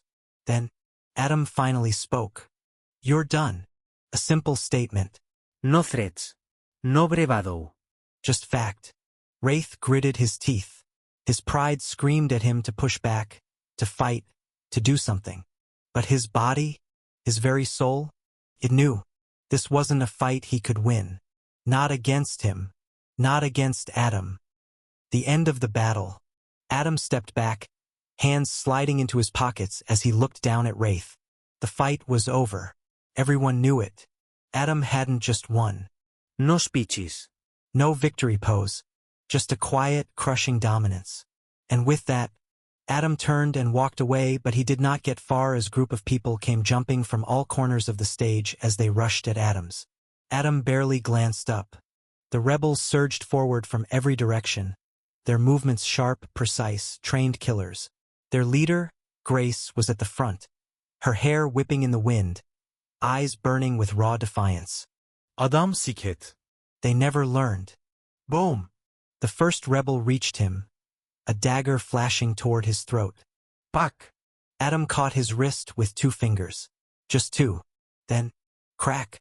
The rebel's entire body folded backward like a rag doll, his bones snapping as he was sent flying into the air. The others didn't falter. A massive brute lunged from behind, his fists glowing with energy. Adam sidestepped. The man's punch missed by an inch, carving through the ground like a cannon blast. Before he could react, bang! Adam's elbow struck his chest. Not a full punch, not even a serious attack. Just an elbow. Yet the brute was gone, his body flipping end over end before slamming into the arena walls, shattering them like glass. More came, dozens. Swords, spears, fire, lightning. An entire barrage of attacks converging on Adam all at once. And yet, he stood still. The attacks struck. Explosions erupted. Flames roared.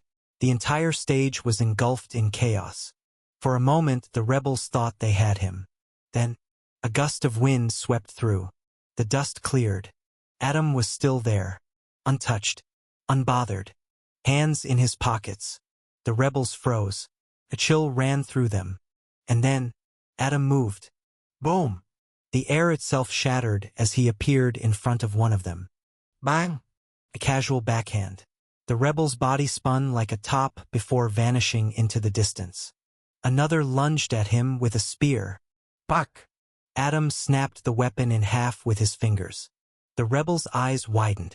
Adam's knee rose. Crack! The rebel flew backward, unconscious before he even hit the ground. The others tried to surround him, but it didn't matter. Adam weaved through them effortlessly. Thump! One was slammed into the dirt. Bam!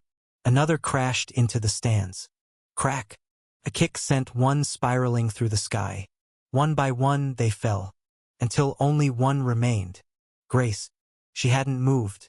Not out of fear, No, her hands were clenched, her body tense, waiting, watching. Her eyes locked onto Adam. He turned to her, his gaze unreadable. Then, she attacked. And she was fast. Lightning arced around her body as she blurred forward. Unlike the others, she didn't attack recklessly. Her movements were calculated, precise, like a predator striking at the perfect moment. Her fist shot toward his face. For the first time, Adam raised a hand. Bang! Their fists met. A shockwave exploded outward, ripping through the battlefield. The ground cracked beneath them. The air screamed. The force sent debris flying in every direction. But Adam didn't budge. Grace gritted her teeth. Her feet dug into the ground as she pushed harder. Electricity crackled around her. Adam Blinked. Then, he exhaled. And with that single breath, Grace's entire body froze. Not physically, not magically, just stopped. Her mind screamed at her to move, but her body refused. She felt it, that same crushing force that had pinned Wraith earlier. Her heartbeat slowed. Her limbs grew heavy. Adam tilted his head slightly. "You're done." Grace gasped, sweat dripping down her temple. She wanted to fight. She had to, but she couldn't. Not against him. Not against Adam. Silence fell over the battlefield. One by one, the unconscious rebels lay scattered around them. The fight was over. Adam put his hands back in his pockets and turned away, walking off as if nothing had happened. Grace fell to her knees, her breath ragged.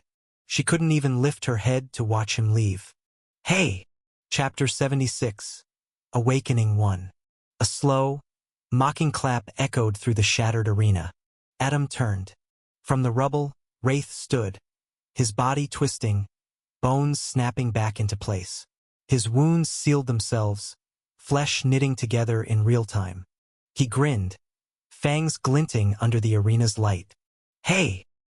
His voice was steady, unbothered, like he hadn't just been beaten into the ground. "You really think I'd go down that easily?"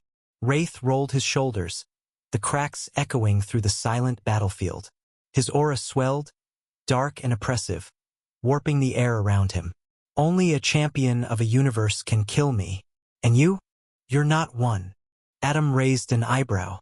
Wraith chuckled, his crimson eyes burning even brighter. "I'll admit you're strong. Stronger than I expected. Stronger than the monarch, even. That bastard had to resort to dirty tricks to keep me under his thumb." He spat on the ground, his expression twisting with contempt.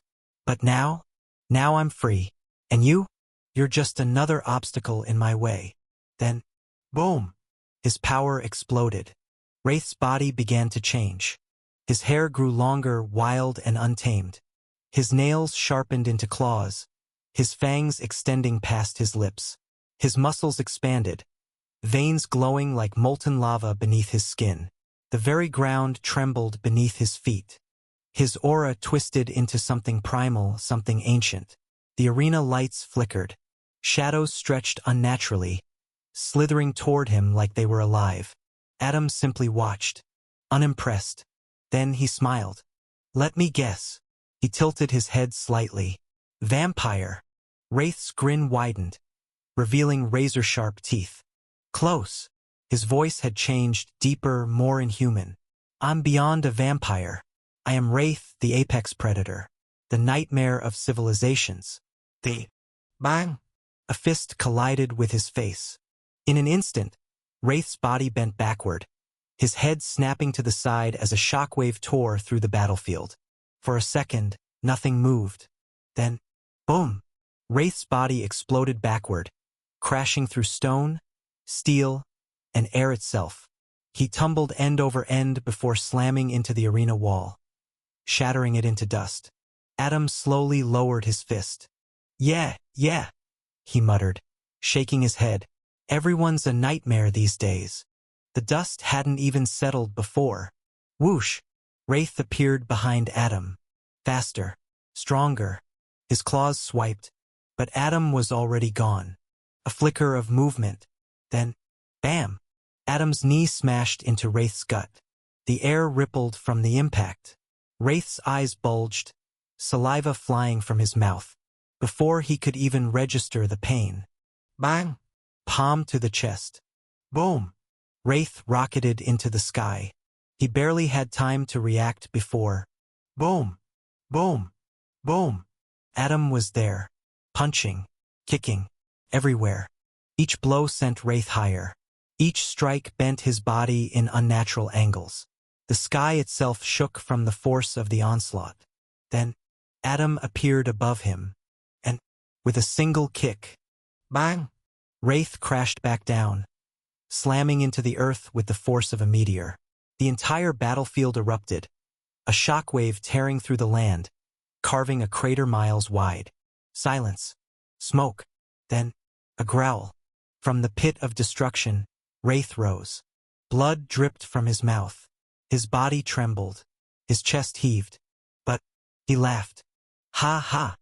He wiped the blood from his lips. His glowing red eyes locked onto Adam. Okay. He exhaled, cracking his neck. Now this is fun. His aura surged again. Fangs bared. Claws gleaming. The fight wasn't over. The predator's turn. Wraith vanished. Boom! The next thing Adam knew, a fist slammed into his ribs. A shockwave erupted from the impact, shattering the already broken ground. Adam barely moved, but before he could react, crack! Wraith's claws raked across Adam's chest, leaving deep gashes. Adam staggered back slightly, his clothes in tatters. But he wasn't bleeding. Not for long. The wounds sealed instantly, skin knitting together as if nothing had happened. Wraith didn't care. He grinned, flashing those bloodthirsty fangs. Not bad, huh? He sneered, disappearing again. Then, Bang! a knee drove into Adam's stomach. Boom! A roundhouse kick sent him skidding across the battlefield, tearing up the earth beneath him. Crash! Adam smashed into a ruined pillar, the stone collapsing on top of him. Silence. Then, whoosh! Wraith appeared above the rubble, eyes glowing like molten fire. Let's see you heal from this. He raised both hands and dropped them. Boom! A column of darkness exploded down, swallowing the entire area in an instant. The pressure alone shook the battlefield, warping the air like a black hole had formed. A second later, the energy cleared, and Adam was still standing, completely unharmed. His clothes were torn, but his body? Flawless. Wraith's grin faltered. Adam stretched his neck, looking bored. That it? Wraith twitched. Then, he attacked again. Boom! The fist to Adam's jaw. Bam! A clawed swipe to the throat. Tum! A full-powered punch to the chest. Hit, hit, hit, again, and again, and again. And Adam didn't flinch, didn't even blink. He just stood there. Wraith stopped, breathing heavily, sweat dripping from his brow. His claws trembled, not from exhaustion, from realization. Adam had been letting him have his fun. What the hell are you? Wraith whispered. Then, grab. Adam caught his wrist. Tightly. His smirk returned. That's enough. Then, his aura exploded. Boom! The entire world shook. The sky cracked. The air ignited. A massive shockwave erupted from Adam's body, sending Wraith flying like a ragdoll, tearing through buildings and mountains like they were made of paper. Adam didn't move, didn't chase, didn't need to. He just stood there, his golden aura swirling around him, burning like a sun. His eyes glowed, unamused. Now, it's my turn. Impossible. Tadia, who had been silent this whole time, just watching. But the moment Adam's aura exploded, she shot to her feet. Her eyes widened. Her breath caught in her throat. She knew this. She had seen this before. Power like this. Presence like this. It was just like him. Her late husband, Daniel Williams, the strongest superhuman of the previous era. A small smile formed on her lips. So, he really is a Williams. Her gaze locked onto Adam, standing tall in the middle of the battlefield, his golden aura swirling like a storm. At that moment, he didn't look human. He looked like a divine being, a force beyond this world, standing above it all, looking down on everything below. Chapter 77, Awakening 2. Boom! Wraith shot forward, a blur of speed and claws.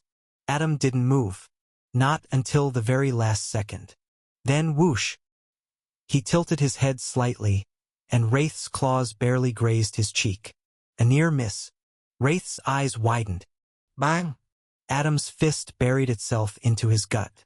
The impact rippled through Wraith's body, his entire frame bending inward for a split second before, boom! He was sent flying backward, like a bullet, through stone, through steel, through the air itself. Crash!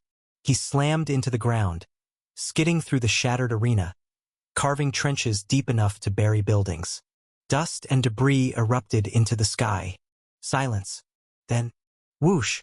Adam appeared above the crater, looking down, still unimpressed. His golden aura crackled around him, bending the light, making the air shimmer like a mirage. He sighed. That it? Then, a growl. From the dust, Wraith rose. His hair was disheveled, his body cracked and bruised, but his eyes, they burned even brighter. He wiped the blood from his lips. Then he grinned. Okay. He rolled his shoulders, his bones snapping into place. You hit harder than I expected. Then, his aura exploded. Dark, twisting, unstable. The ground beneath him fractured, sinking under the weight of his energy. The air around him distorted, as if reality itself was rejecting him. And then, he changed.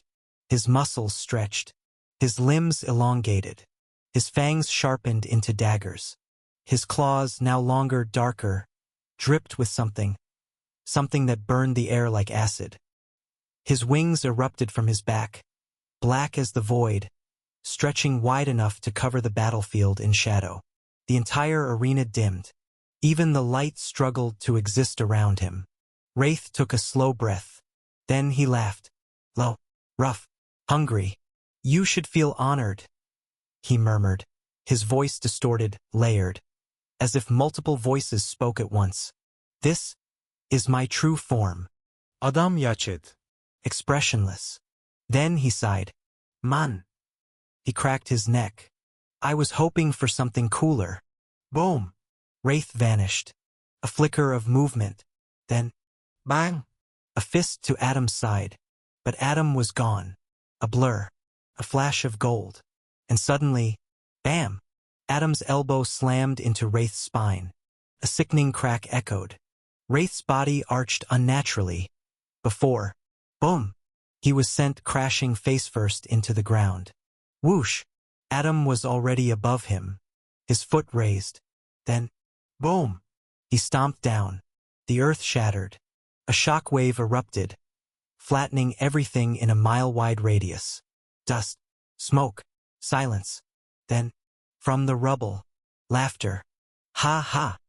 Wraith, still standing, his body trembling, but his grin, wider than ever. His eyes wild, bloodshot, hungry. Now this, his voice was hoarse. This is fun. Then, his power surged again. Dark, chaotic, unfathomable. Adam's eyes narrowed, and for the first time, he smiled. All right, he muttered. His aura flared. The air crackled. The ground split. The heavens themselves trembled. Then, he vanished, and the real fight began. Whoosh! Adam vaniset. A flash of gold. A streak of light. Then, Boom! his knee buried itself into Wraith's ribs. The air rippled. The bones in Wraith's body cracked like glass. But before the pain could even register, Bang! a fist to the jaw. Crack. A kick to the temple. Boom! Wraith's body launched backward. Again. Tumbling through the air like a broken doll. But Adam wasn't done. Not even close. Whoosh! He appeared above Wraith, waiting. Then, bam! A double fist hammered down onto Wraith's chest. Boom! The impact sent him rocketing straight into the earth. Krea ash. A crater erupted beneath him, swallowing half the battlefield. Silence. Dust. And then, laughter. A low, shaky chuckle. Ah. From the wreckage, Wraith rose. His body torn. His limbs barely holding together. His wings? Tattered. But his eyes, his burning, bloodshot eyes, still mad, still feral, still hungry. He spat out blood. Then he grinned, his fangs gleaming. That all you got? Adam siket. He rolled his shoulders, flexed his fingers. Then he moved. Boom! Before Wraith could blink, Adam was right there, a hand wrapped around his throat, a grip tight, unbreakable. Wraith's eyes widened. WH. Then, bang! Adam slammed him into the ground. Boom!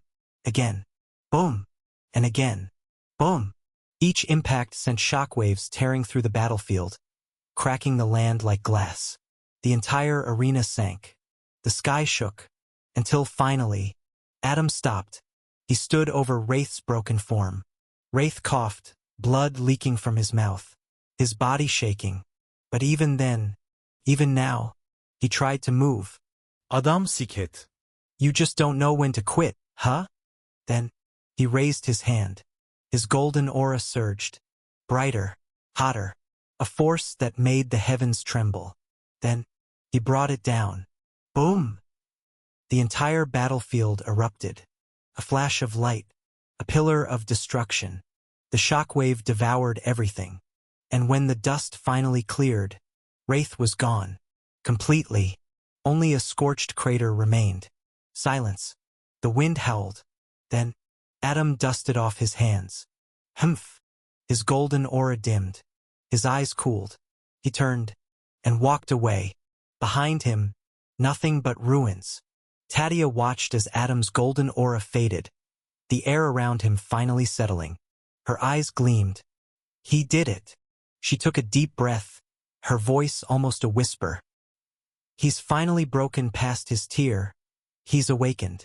Silence hung in the air. Celine stared at the spot where Wraith once stood. Now nothing but a scorched crater. Her fists clenched. Her chest felt tight. Her brother. She didn't say a word. Didn't look at anyone.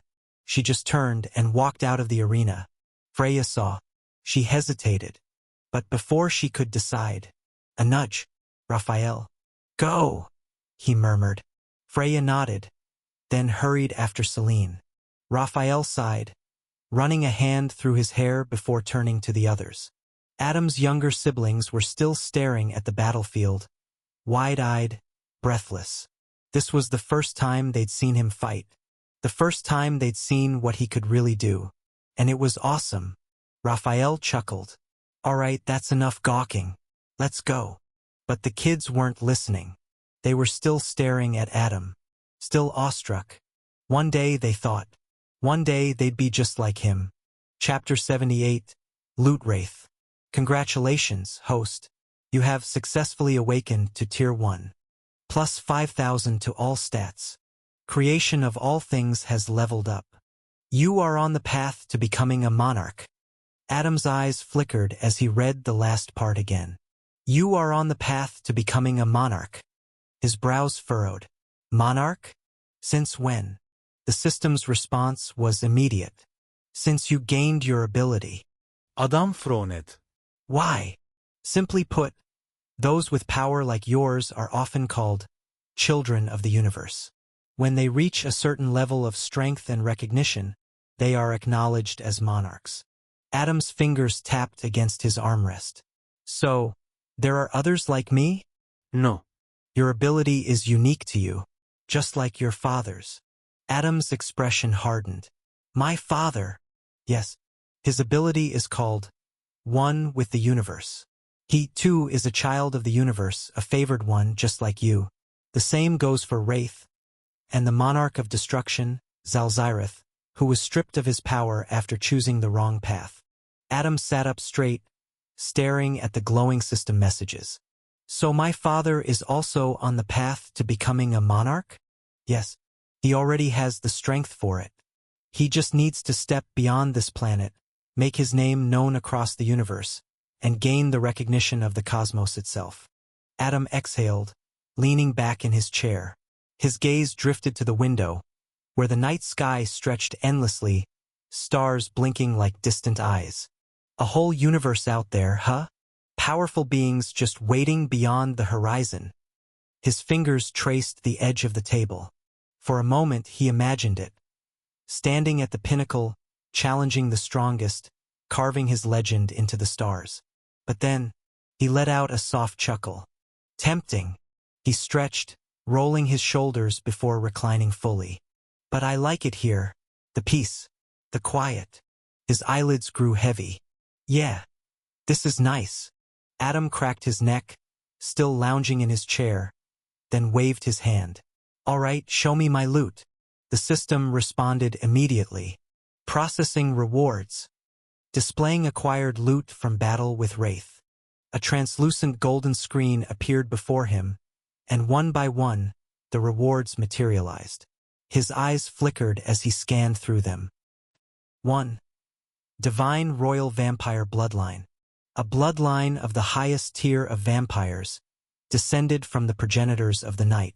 Grants immense regeneration, enhanced physical and mental abilities, mastery over blood and darkness, and the power to command lower vampires. Unlocking this bloodline may lead to evolution into a higher being. Adam's brows raised. A vampire bloodline, huh? And not just any vampire, a divine royal? Sounds fancy. He tapped his fingers on his armrest. I don't really need it, but it could be fun. The system continued. 2. Abyssal Heart Core. A crystallized core of abyssal energy. It pulsates with chaotic power and can be absorbed to enhance the user's connection to the void. It has properties unknown even to the system. Adam tilted his head. Abyssal, huh? Wraith really had some nasty energy in him. I'm guessing this is tied to his transformation. Correct. The Abyssal Heart Core was a significant source of his power. It can strengthen one's affinity with darkness, chaos, and entropy. Adam Simirket. That's probably dangerous in the wrong hands. Lucky me. 3. Shadow Sovereign's Mantle. A living cloak of shadows that shifts and moves with the user's will. It grants near-absolute stealth, enhanced speed, and the ability to travel through darkness itself. Born from Wraith's unique connection to the void, this cloak will only recognize a being of equal or greater power. A black cloak materialized briefly before vanishing into his inventory. Adam's fingers twitched slightly. Now this? This is cool. He grinned. Traveling through shadows? Stealth? I could mess with people so bad with this. 4. Monarch's Authority Locked. A fragment of the power possessed by those on the path of monarchy. It is currently incomplete and will only awaken when the user fully embraces their existence as a monarch. Once unlocked, it will allow the user to exert their will over lesser beings, bending reality itself to their command. Adam let out a low whistle. Monarch's Authority, huh? Guess I wasn't the only one close to something big. He stretched his arms behind his head. Too bad it's locked. I'd love to see what this thing can do. 5. Simply, Wraith. A unique reward. Wraith himself. Adam Bilinket. What? The system didn't elaborate.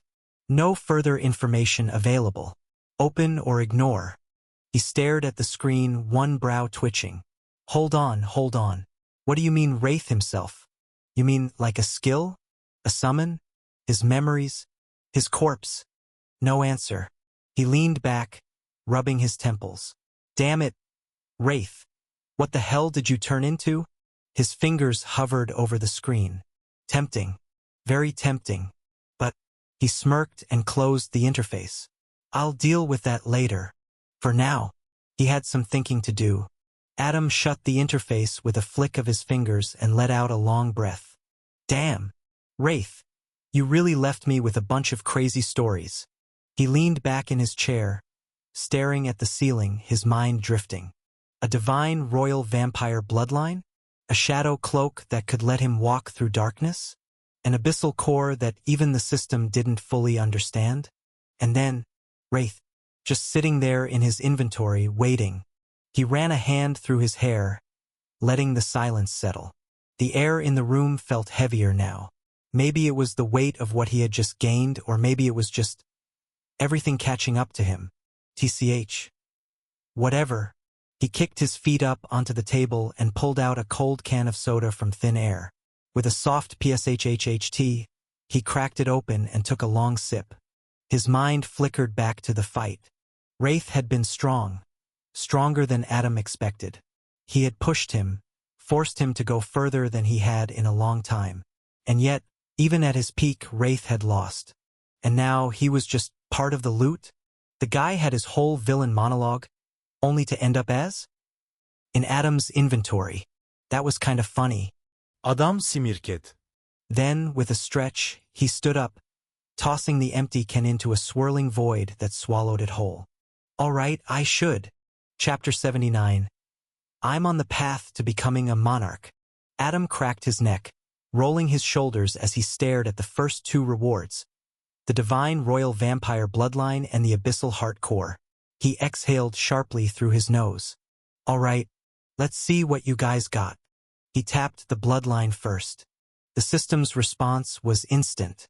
Assimilating divine royal vampire bloodline. Warning. This will cause significant physiological changes. Proceed.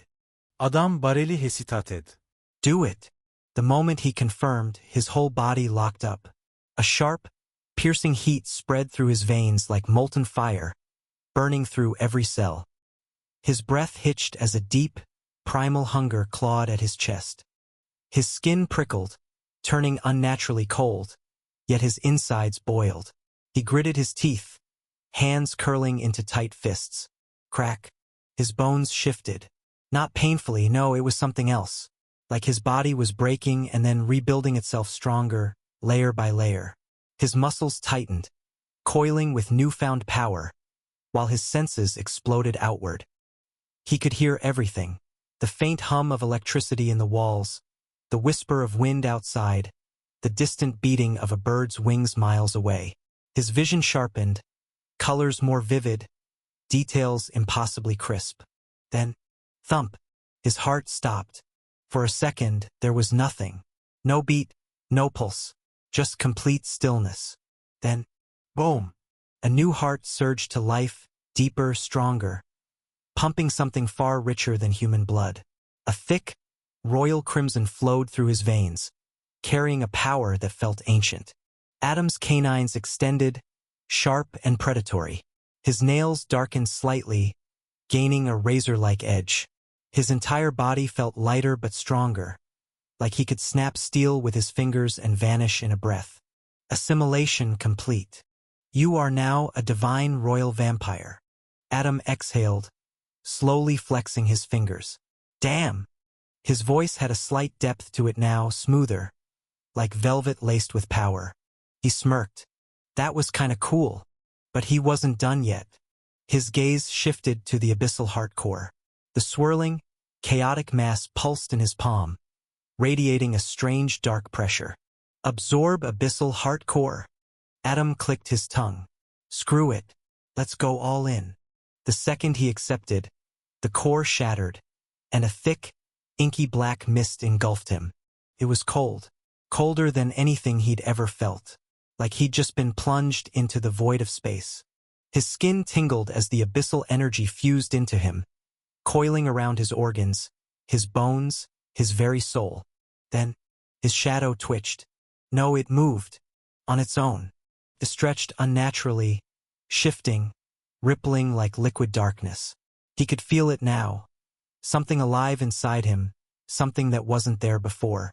The abyss had welcomed him. Then the pain hit. Not physical, not even mental, something deeper. Like reality itself was struggling to accept him. His body wavered, flickering between existence and nothingness for a split second. Then it settled. A final pulse of abyssal energy sank into his core, stabilizing. Assimilation complete. You have gained a deep connection to the abyss. Adam took a slow, shaky breath. His vision had darkened at the edges. His pupils now a deep abyssal black, glowing faintly when he focused. His fingers twitched, and his shadow curled around his arm, responding to his will. He smirked. This? He flexed his hands, watching the shadows coil and twist. Is gonna be fun.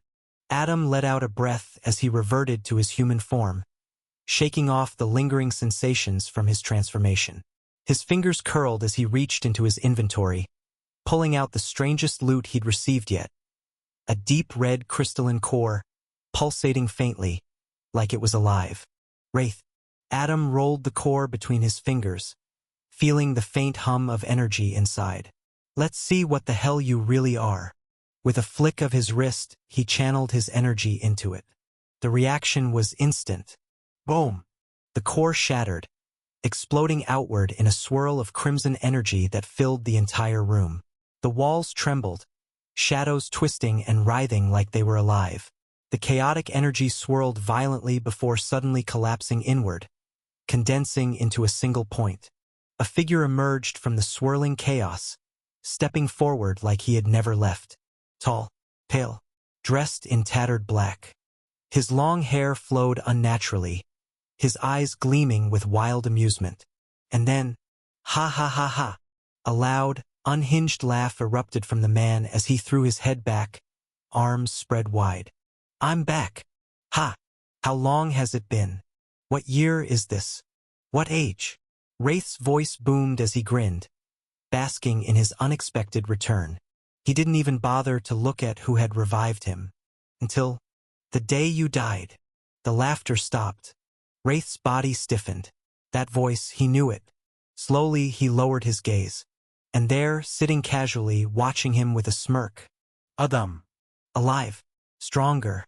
Unbothered. Wraith's eyes narrowed. How is this possible? Adam tilted his head, looking at him like he was some kind of interesting puzzle. Beats me.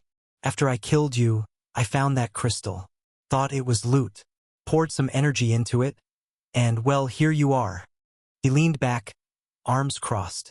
But judging from that reaction, it seems like you were expecting to come back. That part? Yeah, that's what I don't get. Wraith's grin twitched. For the first time in a long while, he was at a loss for words. TCH. Wraith clicked his tongue, leaning back. Of all people, I never expected you to be the one to bring me back. His crimson eyes flickered with something unreadable. But what I don't get is, how the hell did you manage to do it today? The same day you killed me? Without waiting for an answer, he moved. Casually, he sat down on Adam's bed. Adam's brow twitched. Oi. Wraith ignored him. This doesn't make sense, Wraith muttered, tapping his fingers against his knee. Normally, it should take thousands of years for my fragment to gather enough energy to revive me. His gaze sharpened. Yet here I am, not even a full day later. Adam frowned.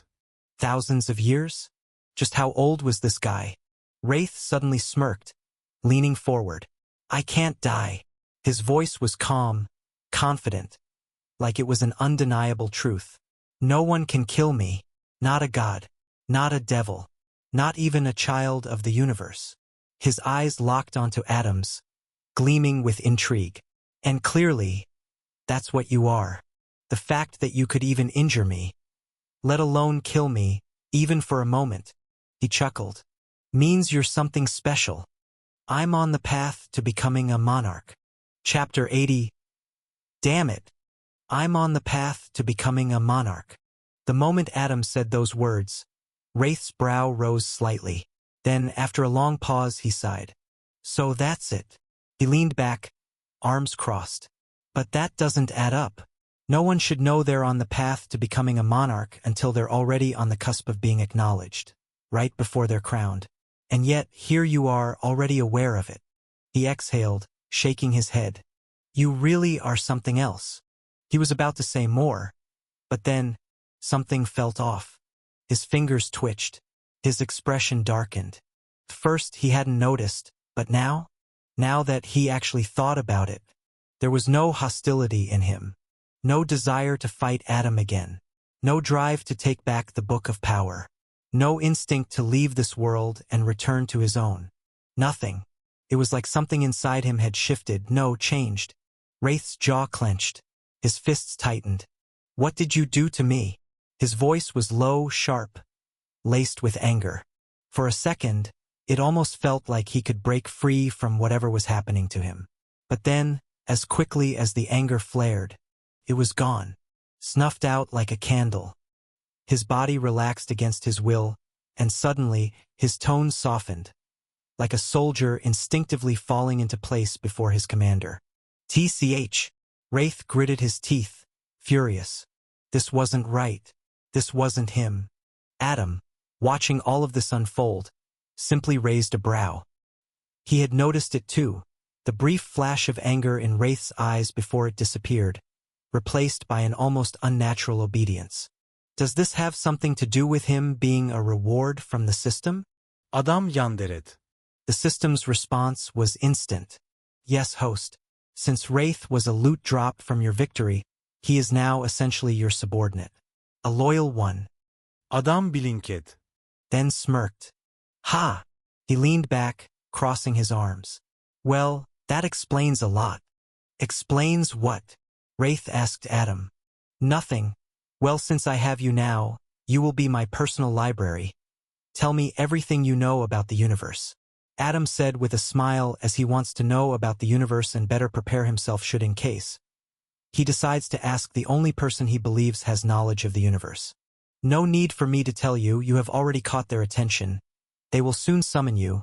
It is only a matter of time, but I assure you, you don't have days, only hours. Wraith said with smirked as he looked up as if waiting for something or someone. Adam frowned when he heard this. What do you mean?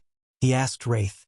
What I simply mean is that there are greater and powerful forces out there in the universe, and they have taken notice to you, and will be summoning you soon to join their leagues, and knowing those guys, they don't waste time.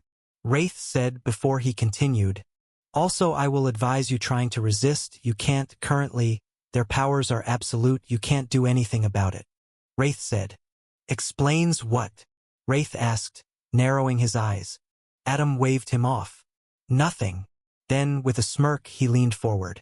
Anyway, since you're mine now, I think I'll make good use of you. From now on, you're my personal library. Tell me everything you know about the universe. If there was anyone who had knowledge beyond this world, it was Wraith. And Adam wanted every last bit of it. But Wraith just chuckled. No need. Adam frowned. What do you mean?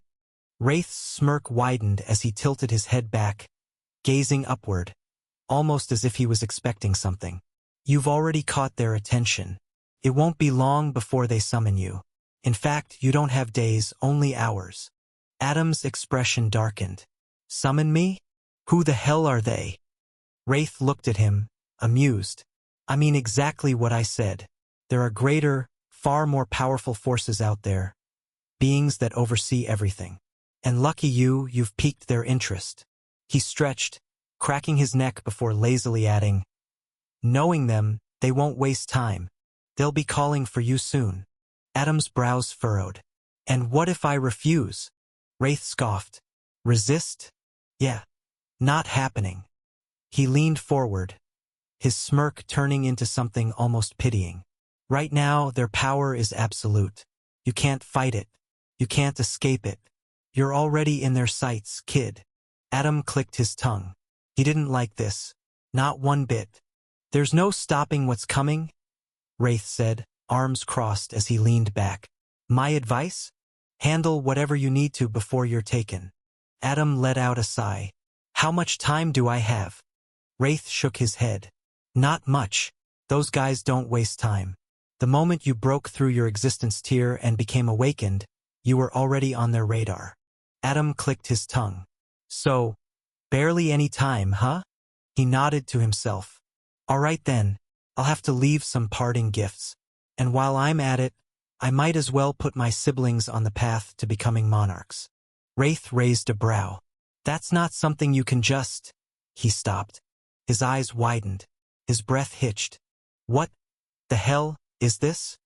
Right in front of him, out of nowhere, treasures beyond comprehension materialized. Cores, orbs, vials, artifacts, a sheer, impossible amount of them. Each one radiated power enough to make entire galaxies go to war, enough to tear families apart. Enough to change the fate of universes. And Adam had just snapped his fingers. Wraith turned to him, completely stunned. You just... Adam Simirket. Well, most of these things I have not even seen. Adam glanced at the mountain of treasures piled up in his bedroom, then casually snapped his fingers again. A single letter materialized, floating gently before resting on top of the heap. His message to his family. Since I can't escape this, might as well go all in and beat the crap out of whoever's summoning me. A wicked grin spread across his face, and then light exploded around him. Glowing particles engulfed his body, swirling faster and faster until he vanished. Wraith blinked. Well, that was anticlimactic. He stretched, finally free after so long, ready to enjoy his new existence. Until he wasn't. A force yanked him forward, dragging him into the same glowing vortex. Damn it! And just like that, he was gone.